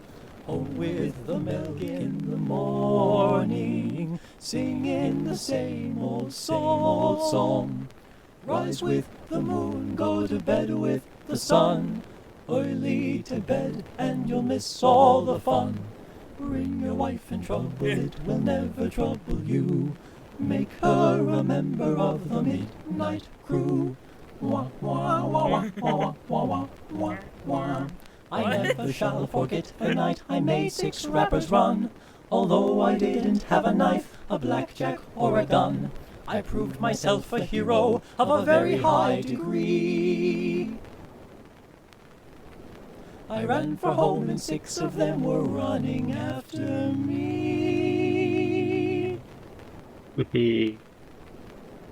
I'm a member of the midnight crew. I'm a night owl and a wise bird too. Home with the milk in the morning, singing the same old song. Rise with the moon, go to bed with the sun. Early to bed and you'll miss all the fun. Bring your wife in trouble, it will never trouble you. Make her a member of the midnight crew. Make her a member of the midnight crew. Well, that was the thing. Everything is connected. Arrow. After a lot of bullshitting around, you calmly and casually put on the Ring of Orbs and No-Fold. A phenomenal transformation takes place. You become... My god, you become... Arrow? The Draconian Dignitary. Really, you don't know why everyone's always got to be transforming from things into other things, taking on these wild appearance modifications just for a little boost in power always struck you as tacky. Where's the class? It just takes no creativity or guile for these villain types to grab a little power through such outlandish transformations. No imagination at all. You are utterly astounded by how shitty their imagination is. If their imagination was a face, you would shoot it in the face. Unleash awesome powers of Ring. Awesome powers. Let's see. You're guessing it can probably make you invisible. Yep, there you go. Invisible, just like you thought. What else is a magical Ring of Void gonna do? This is like Magic Rings 101. Real basic stuff. Yeah, that's cool. Stop being invisible. You stop being invisible. There's not a lot of style to invisibility, primarily because nobody gets to see how damn smooth you're being. It's kind of a pointless power anyway. Some real dime store parlor trickery that's just a waste of everyone's time. You doubt you'll ever use it again. It's sure not going to help you track down that elusive kid. But sooner or later he's going to find out it's much harder to outrun the ring's true power. DD, use Red Miles. The kid can't escape the miles. Arrow. No one can escape the miles. Jane, keep looking for Dad. You've been following a trail of clues on your quest to sleuth the whereabouts of your errant father. He seems to have left a variety of items behind in hopes that you might notice and follow him. You have picked up each item along the way until you reached this car. It is squeaky clean from today's earlier automotive ablutions, but obviously there is no way you can pick it up. It was probably the last thing he had to leave behind, which means your trail is about to go cold. Arrow. Hang on. Little Sebastian is gesturing further ahead. It seems there is another clue on the path. Investigate clue. It is your dad's wallet. This is surely the end of the line. Ahead is another crypt. You wonder if he went in there?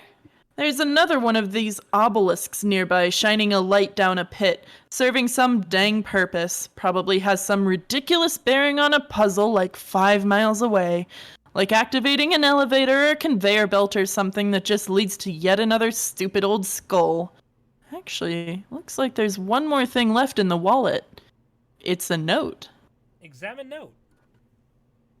Daughter, if you are reading this, it means you are now strong enough to lift the piano over your head and shatter it to pieces. While the instrument was expensive, it is a small price to pay for this important step on your journey toward becoming a powerful, independent young woman. I am so, so, so proud of you. What the? You think maybe your dad left the wrong note in the wallet. He probably meant to leave one pertaining to how you're mature enough to inherit his wallet and what a big responsibility a wallet is for a strong young woman or something like that. Dad leaves tons of notes like these around for such occasions, so it's probably easy for him to get them mixed up sometimes. He is a highly professional and competent father, but the guy is still fallible after all. Aww. Wait. Why was he expecting her to smash the piano?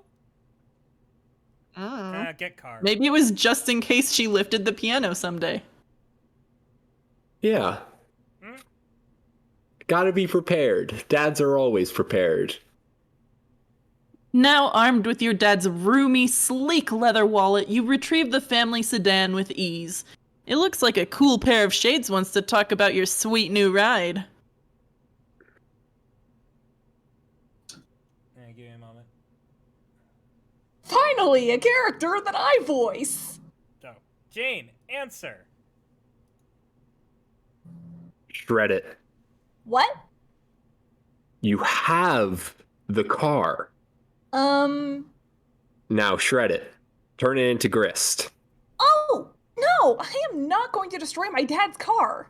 We need grist, though. I can't get any building done without more, not to mention the fact that you're not going to be able to make any cool shit.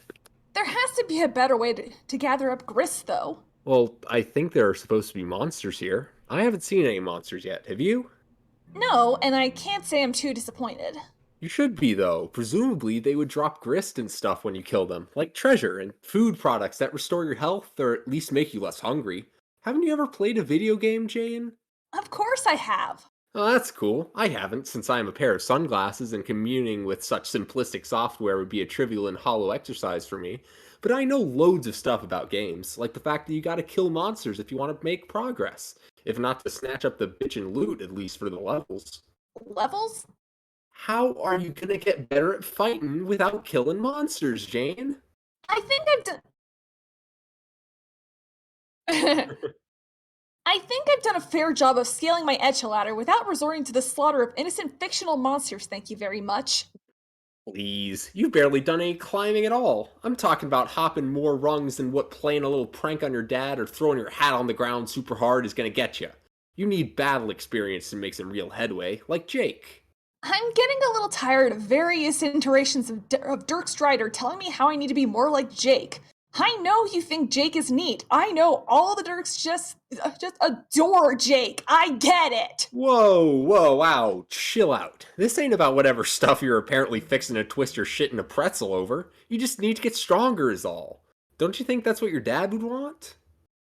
You don't need to remind me about that. I'm suddenly having flashbacks to a few years ago when he would ambush me almost every day for a pointless round of strafe. Boy, does getting swatted with brooms and having cakes shoved in your face get old fast.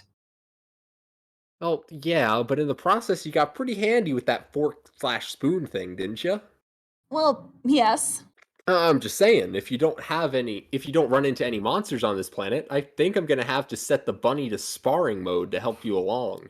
I am not going to spar with little Sebastian. He is too quick and deadly to fight with, and also too adorable. Okay, we'll see about that. But in the meantime, we need to figure out a way to start harvesting grist. Let's forget the car. But now that you have the wallet, you can grab much bigger things. Big things have got to be worth more grist than all the picayune bullshit you keep around the house. There are some choice relics in this place. Some of it has to be worth a fortune, gristways. You could be right. I will give it a try.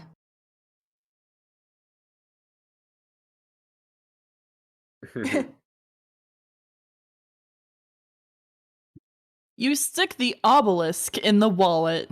Fits like a dream.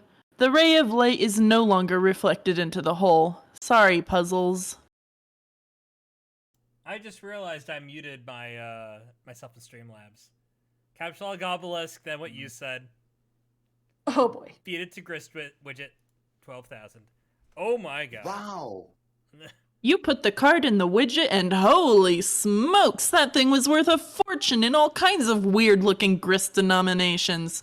Seb springs into action and scoops it all up for you in a jiffy with his busy little legs.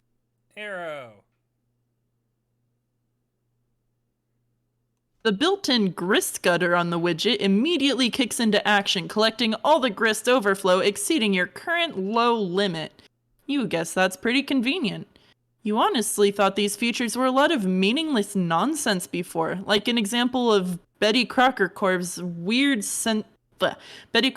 strange sense of humor made into a product sold for top dollar. The fact that this turned out to be a useful gizmo well in advance is either reassuring or unsettling. You aren't sure which. Wait, Black Key. Did you see Vega? I don't see him.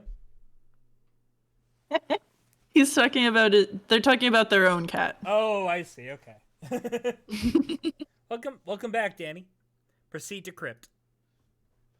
And the door's locked now. Looks like that obelisk was important after all. It was lighting up one of those globe switch doohickeys at the bottom of the hole, which was apparently keeping the door open. Just great. Real nice work there, Gumshoe. She ain't answer again. Welp, let me have it. Have what? A hard time for botching up the pooch. I think I just locked the door with that mutton-headed stunt, and now that mirrored obelisk is good as gone. I wasn't gonna say nothing. Hell, I was asleep at the wheel too while you were busy fucking up, and I have an IQ of... hold on. Robo-calculating. Robo-calculating. Robo-calculating. Robo-calculating. Oh, Robo-calculating. Robo-calculating. About 500 billion. That is really, really robo-smart. Don't get human fresh with me, Crocker. I'm about to bring all 500 billy points of my stringent cyborg IQ to bear on your dumb problem. Check it out. I took note of the captcha code to the thing, and recorded a digital flash snap of its appearance through my photographic silicon memory canals. Which is to say, I looked at 8 alphanumeric digits a couple minutes ago and remembered them. Okay. So give the bunny the wallet. I'll have him run back to the house and make you a new obelisk with the same grist you just collected from it. He can stash it in the wallet and run back to you, and then you can open the door. You shouldn't be waiting around too long, because he's real spry. Which is exactly why you should wait here. You'll just slow him down. Alright, I think I can do that. What should I do in the meantime? Let me think about that. Robo-calculating. Oh, stop it! Hey, alright, jeez. None of our friends will answer me. What could they be up to? You must at least know what Dirk is doing. Hey, he's slicing up some drones. Some what?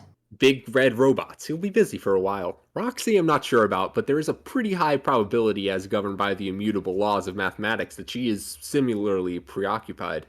She's fighting robots too, you mean? I don't know, maybe. Dealing with them in some way, perhaps. If so, it wouldn't be a coincidence. Why? I think the Condess is attempting to force the issue now. What? What issue? Well, it's likely that it's a coordinated assault, sending drones to both Tahir and Roxy's place. She's probably trying to get everyone else to stop dicking around and join the game already. Are you sure she's not just trying to kill them? It wouldn't be her first assassination attempt. Yeah, but come on. Dirk has been a sitting duck here for years. Roxy too. She could have wiped him out with any time with a swarm much bigger than this one. Or just nuked them. Her assassination attempt on you was pretty weak as well. But it nearly worked. I would be dead right now if not for the whims of GCat. Right, like I trust the motives of that fucking thing. So you're saying she's only pretending to hunt us? I believe she would probably genuinely like to kill us. She is a psycho after all. But it's also obvious to me that she needs us to begin playing this game for whatever fucked up purpose she has. She might even need us to win it too, for all I know. Her antagonism is all part of the dance. Then you're saying Dirk and Roxy aren't really in danger from the robots? Oh, I wouldn't say that. They're still pretty deadly and they shoot missiles and stuff. Ugh, I just want to talk to my friends and see if they're okay. What about Jake? No idea what's going on with him right now. I'm sure when the time is right, the witch will keep pushing him along to join the game as well. Then I guess I'll just sit here and worry about everyone quietly until Seb gets back. What about your troll friend? What? The alien whose name you don't know. You could talk to her. Oh yeah, I forgot about her. But I suppose that's because she's always the one to contact me. I never get a response when I message her. Well, you could give her a try. Maybe things are different now. I could hack into her system to get her attention if you think that'd help. You could do that? Nah, just messing with you. Later. Pester Uwu. Hello? Are you there? Yes. Oh my, you answered. You never answer. Don't I? Well, no, I don't mean to be accusatory. I'm just surprised. Right then, what can I do for you? Well, nothing in particular. I just thought it would be nice to catch up. I was beginning to think I was the only one of my friends left alive. Maybe this gloomy place full of salamander bones and dusty old relics is starting to get to me. Not to mention the most unwelcome presence of entrepreneurial clowns and their enormous cod pieces. Could be. I'm still trying to track down my father. I've been gathering clues, and I may be getting close. Do you, by any chance, know if I might see him soon? Are you there? Oh, yes. Keep going where you're headed. Things will work out in no time. You'll see him. Phew, that's nice to know. Thanks. You weren't usually this forthcoming with future tidbits. Not that I was always especially eager to believe you about them anyway, but I think I've been coming around on that lately, for what it's worth. So, hey, are you okay there? You seem rather preoccupied. I'm sorry, I'm not having the best day. What's wrong? Everything! Where do I bloody begin? Is it your brother? Well, that goes without saying, doesn't it? He is always a problem. But it's more than that. When I sleep and visit Prospect, I see nothing but storm clouds and sky now. My great big lovely ball of blue has been clouding over. Soon I fear it will be completely black and the kingdom will be shrouded in darkness. I wish I understood the meaning of this terrible omen. That sounds awful. And my brother has become more uncooperative than ever. He intends to play the game, but refuses to treat it like a collaboration. I have told him many times that the only way we can win is to work together, but he wants it to be yet another competition between us, like everything has been all our lives. His threats to kill me have become harder to dismiss as his usual empty bravado. I fear it may come down to having to kill him first. Although I'm not sure exactly how I would go about this, or if I will even be up to the task. I had no idea things had gotten this grim for you. I'm so sorry. Yes, but I'll cope. The real trouble, though, is I'm not sure if I can play a successful session without him. A two-player session was already risky enough, satisfying bare minimum playing conditions, and I had it on good authority that the two of us would be able to succeed, particularly given our, well, without intending to boast, various advantages. But I have no idea if a session of one is viable. Honestly, I cannot for the life of me imagine how. It may well result in a void session like yours, but without the promise of any extenuating circumstances. Are you sure it's hopeless with him? You can't reach a truce just for the sake of playing? I used to hope so, but I doubt it now. He barely cares about the game itself other than as a means of escaping our planet. He has always been more motivated by the ongoing game between us. I think you have alluded to this before, but I never really understood. What game? Well, it is simple. We are playing a game together. We have been forced to for as long as we've known each other, but the rules are complicated and often shifting, and they don't always make sense. At least they wouldn't to you. Try me. Many you would not recognize this rule so much as superstitions, a variety of caveats and stipulations. Things that would invite misfortune if I were to break. It would be very bad juju. I have not been able to tell you my name for this reason. Doing so would lead us all down a very slippery slope. But I have wanted to tell you so. I hope my reluctance has not compromised our friendship. Of course not. I wrote off your reticence as one of your many eccentricities long ago. I still want to understand this game with your brother, though. Could you describe some of the other rules? Yes. We have both pronounced hemotyping until the resolution. Hemotyping? It is in the same vein, pardon the pun, as a quirk. It's the old tradition whereby one types in his and her own blood color. So he and I have embraced neutral tones to speak in for the time being. Most humans do not practice hemotyping, presumably due to lacking diversity in blood class. But your race has varied blood color? Yes. Then what would yours be? I am a lime blood. While he's got the bright cherry blood, just like you all do. Not that this matters since we are alone here, but interestingly, in ancient troll culture, we would both be considered pariahs. For different reasons, of course. Those of his blood color were very rare, existing by way of genetic glitch only. They were outcasts, having no place in the social order. On the other hand, those of my blood color were once actually quite common, but later they were all hunted to extinction. Geez, why? Details of the genocide are historically murky. It's one of those maddening voids of my understanding of your elaborate epic, but I have speculated their extermination had to do with the extremely powerful abilities they tended to have, and the threat to authority they represented, even more so than other powerful lowbloods. Are you saying you have such powers? Maybe. But he does not? He has other, traits. Maybe he is jealous of you, which is why there is such a resentment? Oh, probably. He is an outright mess. If you can name a problem with me, he's got it. The way you described it, I'd always envisioned your contentious relationship as one played out mostly online. Yes, it is. And also that you and he had never met, yet some things you've said lately appear to contradict this. Sigh. Jane, I am sorry, but this is something I just cannot get into. For one thing, we would be creeping way too close to breaking the rules, and then we would all be buggered. Even if I was at liberty to say, it would take so much time to explain everything, and I really must be getting to sleep again soon. I'm terribly worried about the people of Prospect during such dark times. I understand. Suffice to say, all games that are played have boundaries, a stage to which all pieces and moves are confined. Like a chessboard, there is no reality to the game beyond the edges of the binary grid. That makes sense, but I'm not sure I see how it applies. I know. It was more infernal gammoning on my part as I dance about these rules. It's all one can do when everything he or she ever does is just another move in a game. I am so sorry, Jane. I would have loved to be more forthright with you since the day we first spoke. You are a dear friend to me, you and your chums. You are all the only friends I have ever had.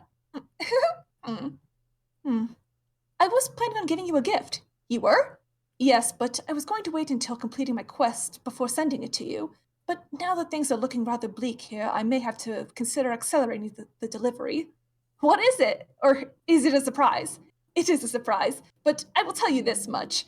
It is my juju. It is very dear to me. Your juju?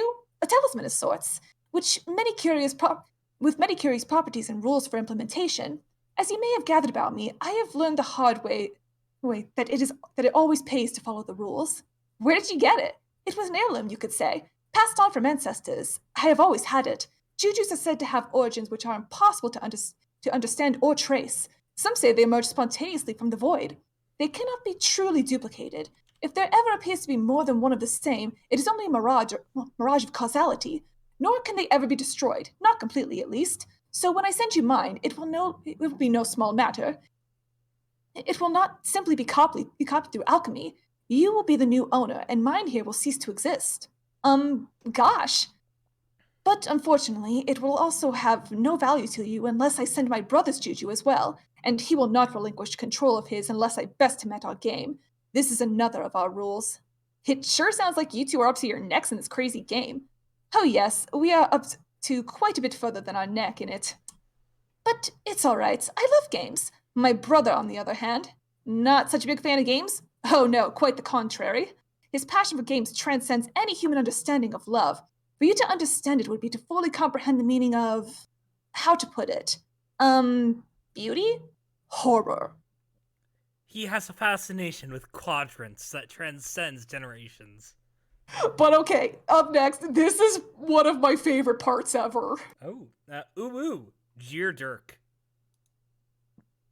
Hello, Dirk. Guess what I want to play?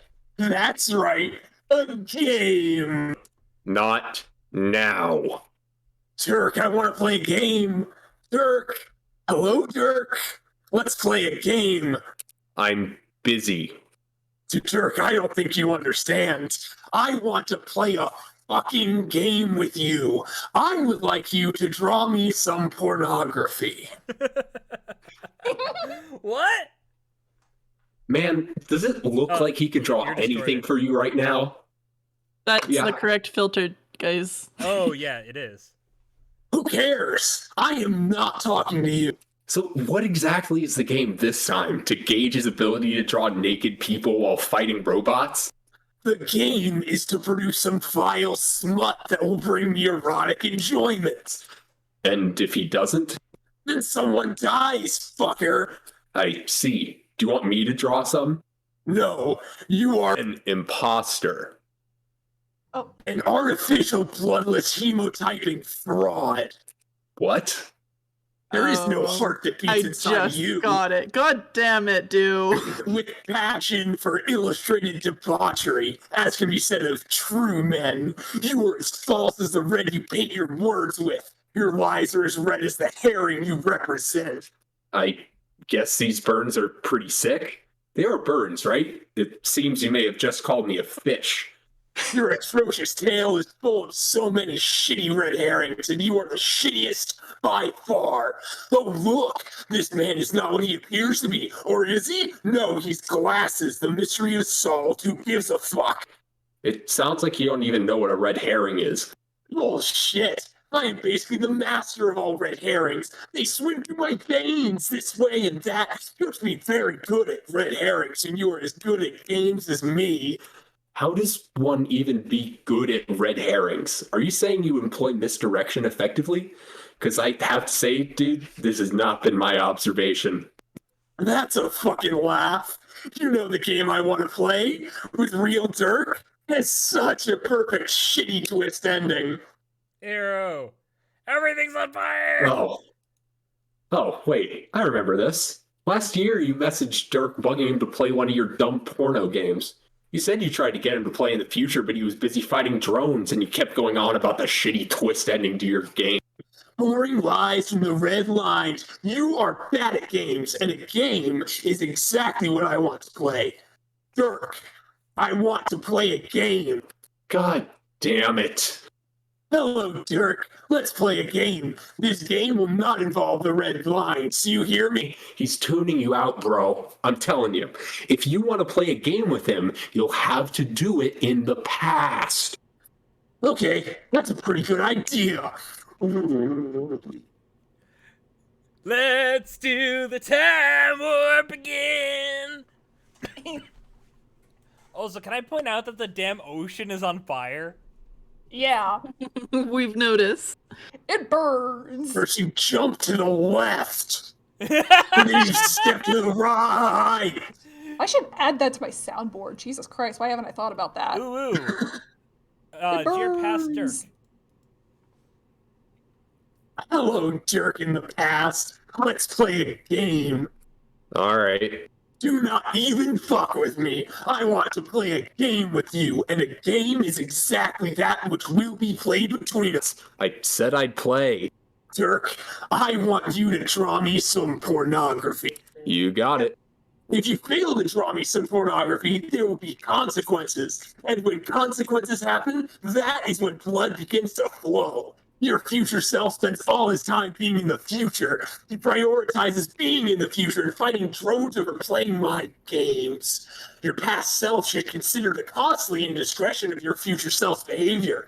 Behavior which entails being in the future almost as much as not doing whatever the fuck I tell him to.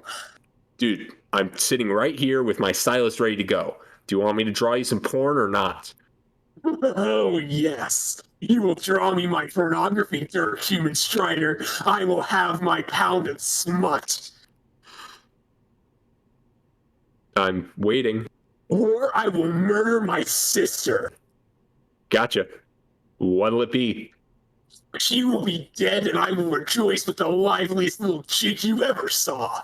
Her putrid harlequin slime will leak from her wounds and soak her ugly yellow robe, and her body will become a stupid corpse. Her moon body, I mean.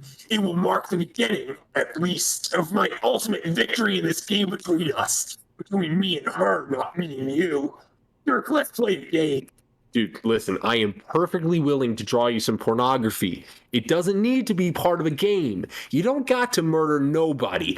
I will if you don't do what I say. How very ironic. The life hangs in the balance upon your willingness to draw me some pornography. The very pornography which you have spent a lifetime drawing in your spare time because you presumably enjoy doing so. How is that ironic? Oh, yes. How ironic it is indeed. And it is further ironic that this game is ironic. It is the very irony which you yourself have spent a lifetime wallowing in and using to justify interests and behaviors which are dumb and confusing. Whoa, mind fuck. Seriously, should I just start drawing naked people or what? Naked people? Yeah, naked people doing it and stuff. You know, porn. No. Oh, no. Awful, horrible barf. No, fuck that noise. There will be no nudity, or whatever unpleasant behavior that passes for procreative exercise among your people. What I have in mind is so much more scandalous. Awesome. Lay it on me. It's a bucket, isn't it? Arrow. I would like you to draw in various pairings, you and your friends involved in each other in a sordid debasement. Sure, that doesn't bother me a bit. Sounds totally great. Hot, even. Good. Let the unsavory hotness begin. Who do I start with? How about the Jane human? Right. One Crocker coming up. Who else? Let's say you. Oh, yes. No problem. Which assorted debasement did you have in mind for us? You will depict the Jane human on the receiving end of one of your human kisses. Okay. I mean, are you sure you want me to go there? Shut your mouth and fucking draw! Just making sure. Man, seriously gonna have to sterilize my tablet after this. Okay, how's that?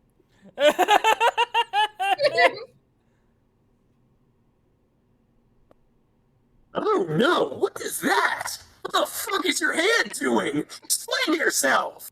I don't know, copping a little feel, I guess. Just adding some sizzle to that steak. What's a big? Remove that! Come on, dude, don't be like that. Remove the amorous human limb at once! Do it now! I'll kill her! I will fucking do it! Fine. There. Uncop. Yes! Oh, yes! That is dirty. You are a man who likes his tepid-ass porn, I will give you that. Make her say, you are beautiful. Done. You are beautiful. Yes, good. And now make the kiss happen with both of the human lips touching together and much closer to the screen to see the action better, and tell her that she's darling to you. Okay.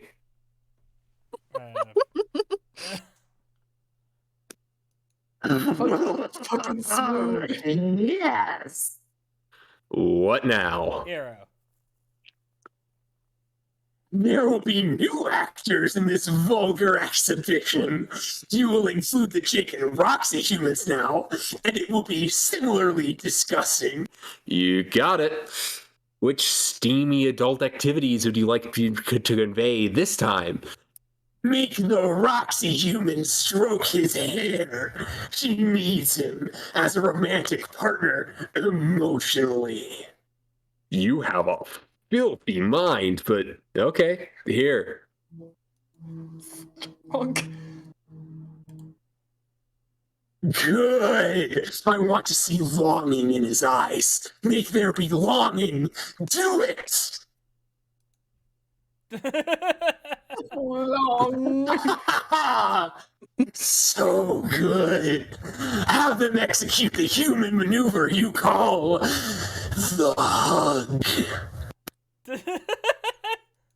Oh, damn. That is just so nasty. I'm sweating profusely for your information. Gonna have Squarewave track down a towel soon. Now have the Jake human say, oh god, that feels so utterly obscene even typing this. Fuck, my cheeks are probably bright red right now. Typing what? Make him say, I love you. On it. That is so fucked up. I can hardly stand it. It's so fucked up, bro. I agree. All kinds of things wrong with this scenario here. She wants the human marry him now. Make a bitch say she wants the human marry that fucker. Stand by. Oh, let's see what Mary. He says yes. He says fucking yes this instant, you wretched pile of shit. Fuck, that shit is so Am I gonna get banned off of Twitch for this? You know it. Slow cooked to fucking perfection. I would like them to copulate off screen. They will bear a child in this unseemly human manner, but you will depict none of the off-putting details of the ritual. Show them experiencing human-wedded joy with their offspring. Now! Yeah, give me a minute. Okay. No, this isn't as good. It's not as titillating as I desire. Have the male eat the child. Jake, no. What are you doing? To our BB. Arrow. Towels. So, are we done? You would love that, wouldn't you? Nah, I'm fine with doing more if you want. How convenient would it be for you? If we stop playing the game and let my sister off the hook. Do you want me to pretend I don't want to play? Like, is this part of the kink for you?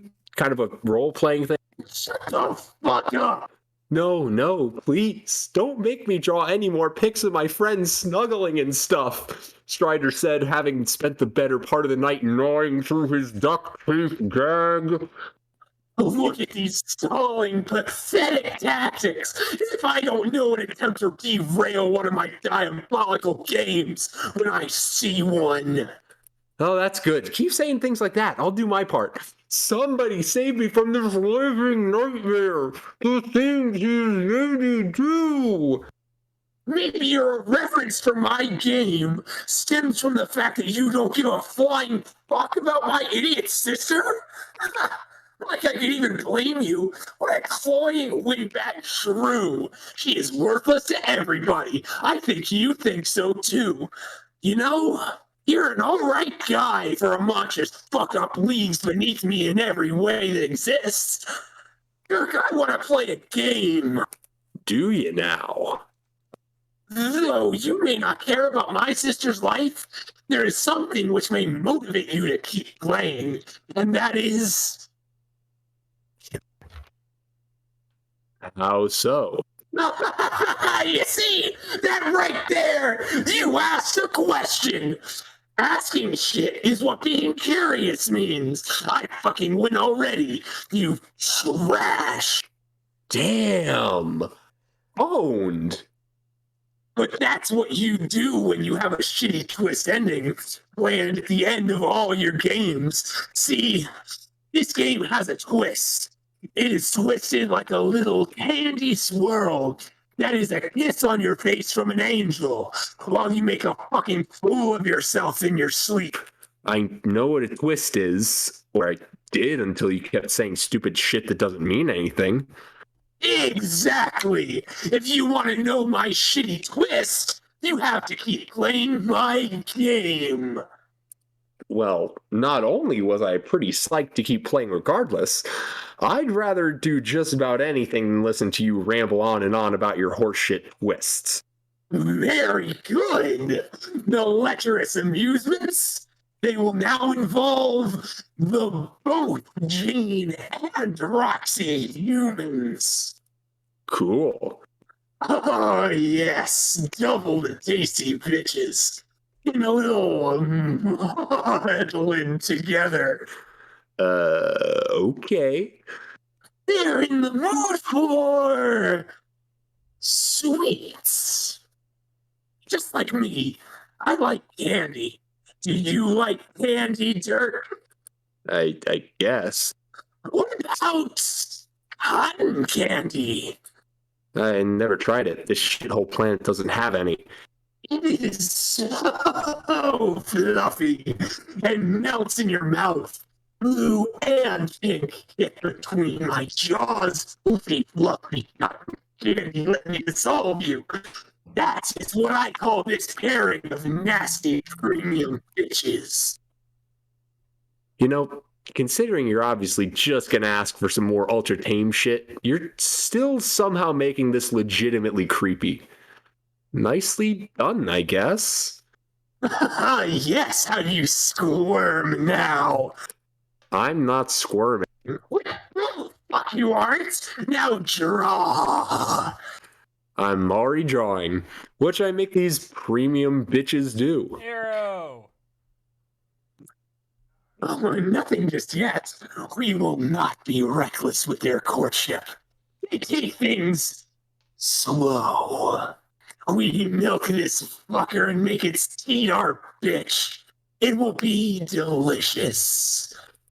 Okay, so they're just standing there? One of them is shy and reluctant to advance. Jane. The Jane human is reluctant and shy. You will render the Jane human as showing a bashful and coquettish demeanor. I don't know how someone draws that, though. I'm not a fucking artist. You're the artist. Make that happen and make it perfect. Not a problem. Okay.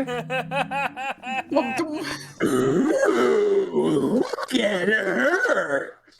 She has her eye on that romantically desirable bitch. Oh, what she would say to her if she could summon the nerve. Maybe she wants to ask her out? Shut up, I'm running this. Now, the Roxy human takes the initiative in the encounter. She places her beverage on the floor. She saunters up to Jane and perpetrates one of your human winks. Stop! She keeps her fucking hand to herself, you presumptuous tool! Erase that! Now! No cop.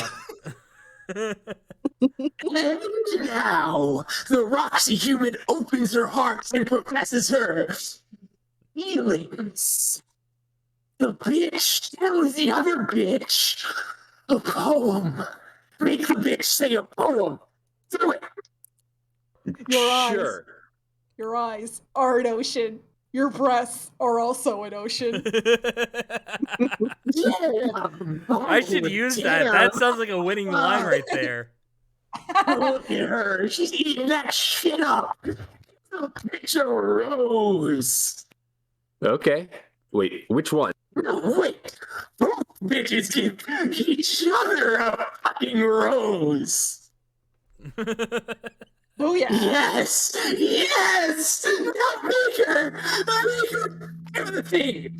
The shameful thing where she rubs the rose on her face. You know, the human practice whereby poignant emotions are conducted through facial tissue. as channeled through the stem of a fragrant plant. Draw that shit! Make her sing! Jane Human sings while still doing that. Her sultry partner glistens with the emotional perspiration dollops. Who are you gonna call? Ghostbusters. Oh, mercy! That is just so grody. Does your sister even know you're into this sappy shipping stuff? You berate her constantly for everything, and I know she likes to illustrate and write romfics and the like. No, she enjoys it for the wrong and disgusting reasons. Her fascination with the red stirrings of inferior races. It strikes me as too sincere and therefore repellent. My enjoyment is ironic. Again, you just don't seem to know what ironic means. Your enjoyment of this content is clearly sincere. You're just fetishizing your disgust for it is all. Fuck you with that assessment. You don't tell me of what value the pornography has to me in my own game. You just fucking draw and don't talk. I'm just saying, it's an interest you have in common. If you told her you liked her romantic artwork, maybe you could bond over that? Bonding is the last fucking thing we need to do. I have not told her of my ironic fascinations, and you will not either. I will not tell her that I secretly peruse her work in a state of petrified mortification for hours, and neither will you. Fair enough. So, game over yet? No. I said before, these steamy, bothered up bitches are hungry for sweets. The Jane Human has baked a cake. And? The Jane Human has baked a cake! Okay. Cake. Oh, fuck! Those bitches eyeball that luscious confection. It's moist as shit. It tempts them. They begin to human salivate. The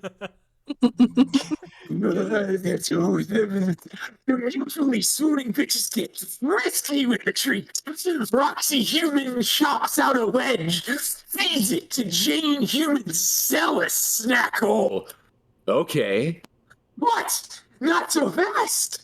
She smushes it around the greedy cake slut's human lips and features. Misguided feelings of fondness and levity wax incrementally. A giggle is released. Oh shit. Things are really heating up now. Yes! Fuck yes! I want them to human the hold hands! They will human hold hands now! Their odious love is blossoming before our eyes and to our unspeakable dismay. Can you feel it, Dirk? Yes. Make their cakey hands become clasped together as one.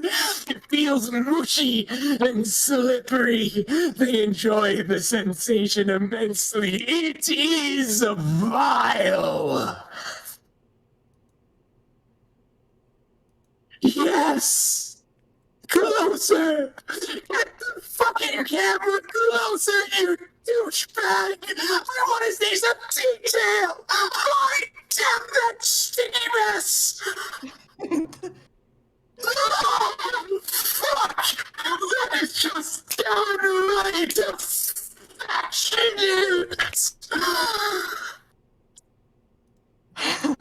Yeah, those girls sure are digging each other. That's how we humans roll. Eat some cake, hold some hands.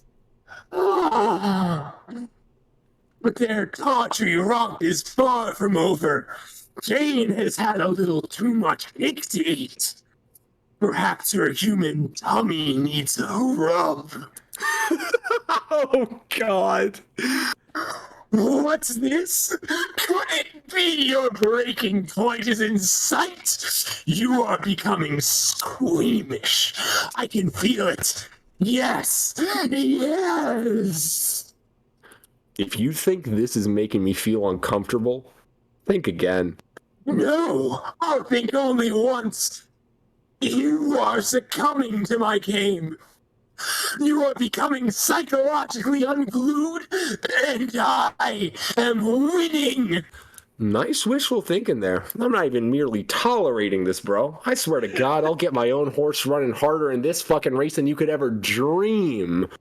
What? A horse? Think I'll blink first, motherfucker? Not happening. I might splinter, but I don't break. Oh, whatever! Asshole is that supposed to be cool?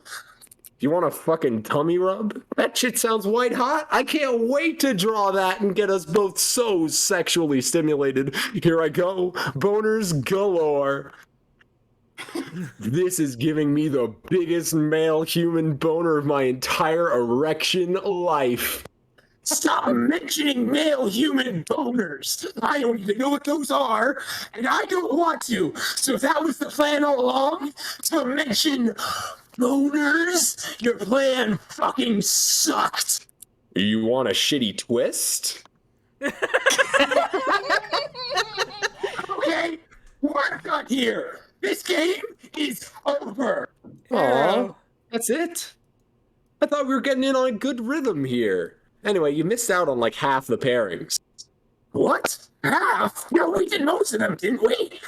No, we did 3, and there are 3 possible matchups left. Don't you know anything about shipping science? That's a thing?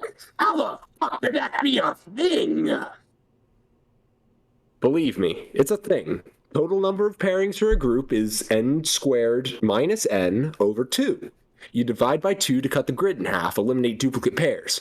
Minus n is so you don't pair people up with themselves. That wouldn't make sense. Why the fuck not? Well, because, I don't know. Maybe you're right. Maybe I was being closed-minded about self-pairing. What do I know?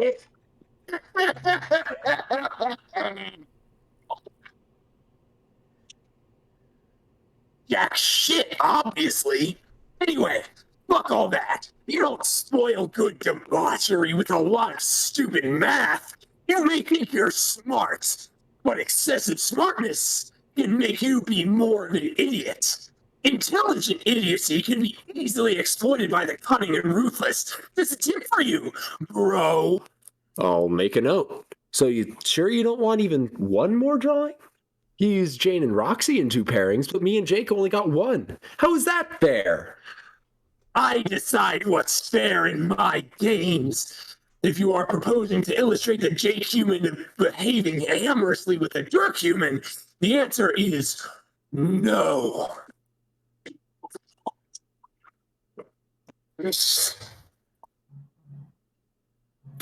Why not?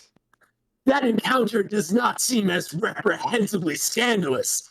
First of all, I ask of you, where are the bitches at? I rest my case. Lame. Second of all, I don't wish to languish in the pumpkin patch. What? Orange and emerald, unpleasant together. I have no taste for pumpkins or any horrible vegetable matter. Meat or candy. That's what's good. The game is over. Fine. I'll keep all my illustrated debasements to myself then. Good. Do that. Okay, I will. So, did I win? I will say yes. You were cooperative and generally enthused about my game. Congratulations, Dirk. Thanks. So, what's the shitty twist? Aha! But not so fast. You see, there's a twist to my shitty twist. A twisted twist? Like a double Mobius hand job or something? Or something? Yes, probably. Okay. What is the twist to the twist? Arrow. The twist to the twist is I won't tell you what the shitty twist is for a year. Wow. That really is quite a shitty twist. Your gratification on this matter will be delayed. I have noticed, As your awful meandering saga wends its way through the ass crack of nowhere and back, answers to pointless questions are often deferred, nigh indefinitely. And so this will cause you to reflect upon a lifetime spent being inside a bullshit story like that. Is the irony not fucking delicious? Not really. I will tell you the fate of my sister in 1 year. At that time, I will tell you the twist, and although you played my game successfully in order to spare her life, it will have all turned out. Oh, long to your shock and astonishment that! Alright. No. Is this scene gonna continue, or is it Yes. pause? Okay. Yes, Dear let's- future jerk. That Reveal shitty twist. I already killed her! What? Killed who?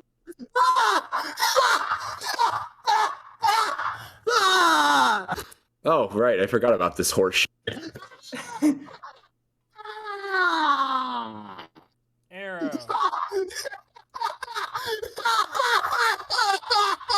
Aww. And the great thing is how I got the idea from your game. What idea? The idea to kill her dream self? No! Arrow. To get the Archagent to do it. To get him to go to CrossFit and knife a bitch. Since, as you must know, a Durst guy can't just go flying across the medium. It's against the rules. So, I hired him. How? I paid him off with candy. Every man has his price when it comes to sweets. Arrow. Although, he was probably willing to do it, even without the bribe. Noir is the best there is. Very useful, very stabby. I might even consider him my best fucking friend. If I didn't find the human emotion of friendship nearly as sickening as it barely qualifies as an actual emotion. Arrow. Basically, what I'm saying is, I'm yet another step closer to being in total control of the new game I'm about to play and the old game between us. Wait, what game between us? Arrow. No, not you and me. Us, her and me and her. There are only a few moves left before I can mate with her. Whoa! Arrow. What? Wait! Fuck, what did I say? I mean, before I can mate her. Mate, as in checkmate. It's a figure of goddamn speech. Bruh. Arrow. You know, like in chess. No, what's that? Shithead. Arrow. And that really is the end of the scene. Alright. If you want to wrap it up here, it's Oh. Nice work, dude. Yeah, that was intense. That was Thank impressive. Claps in chat Like for I dude. got That was really wrapped good. in the story. Like My all voice one is guy. shot for the week. Was it worth it? Oh my god, yes. Yeah, hands in chat for dude. That was great. I fucking Honestly. love that scene. I mean, it's sad what happened to capital UU, but still, the porn. yeah. She'll live on. Can you as make a dead that a ghost. stream highlight? Can you make that a stream highlight? I think that deserves a stream highlight. I'll maybe. All right, so I gotta download the file from Twitch.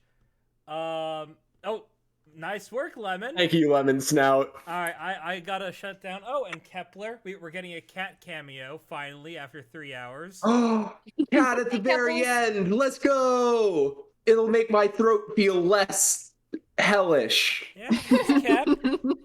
There's a Kepler.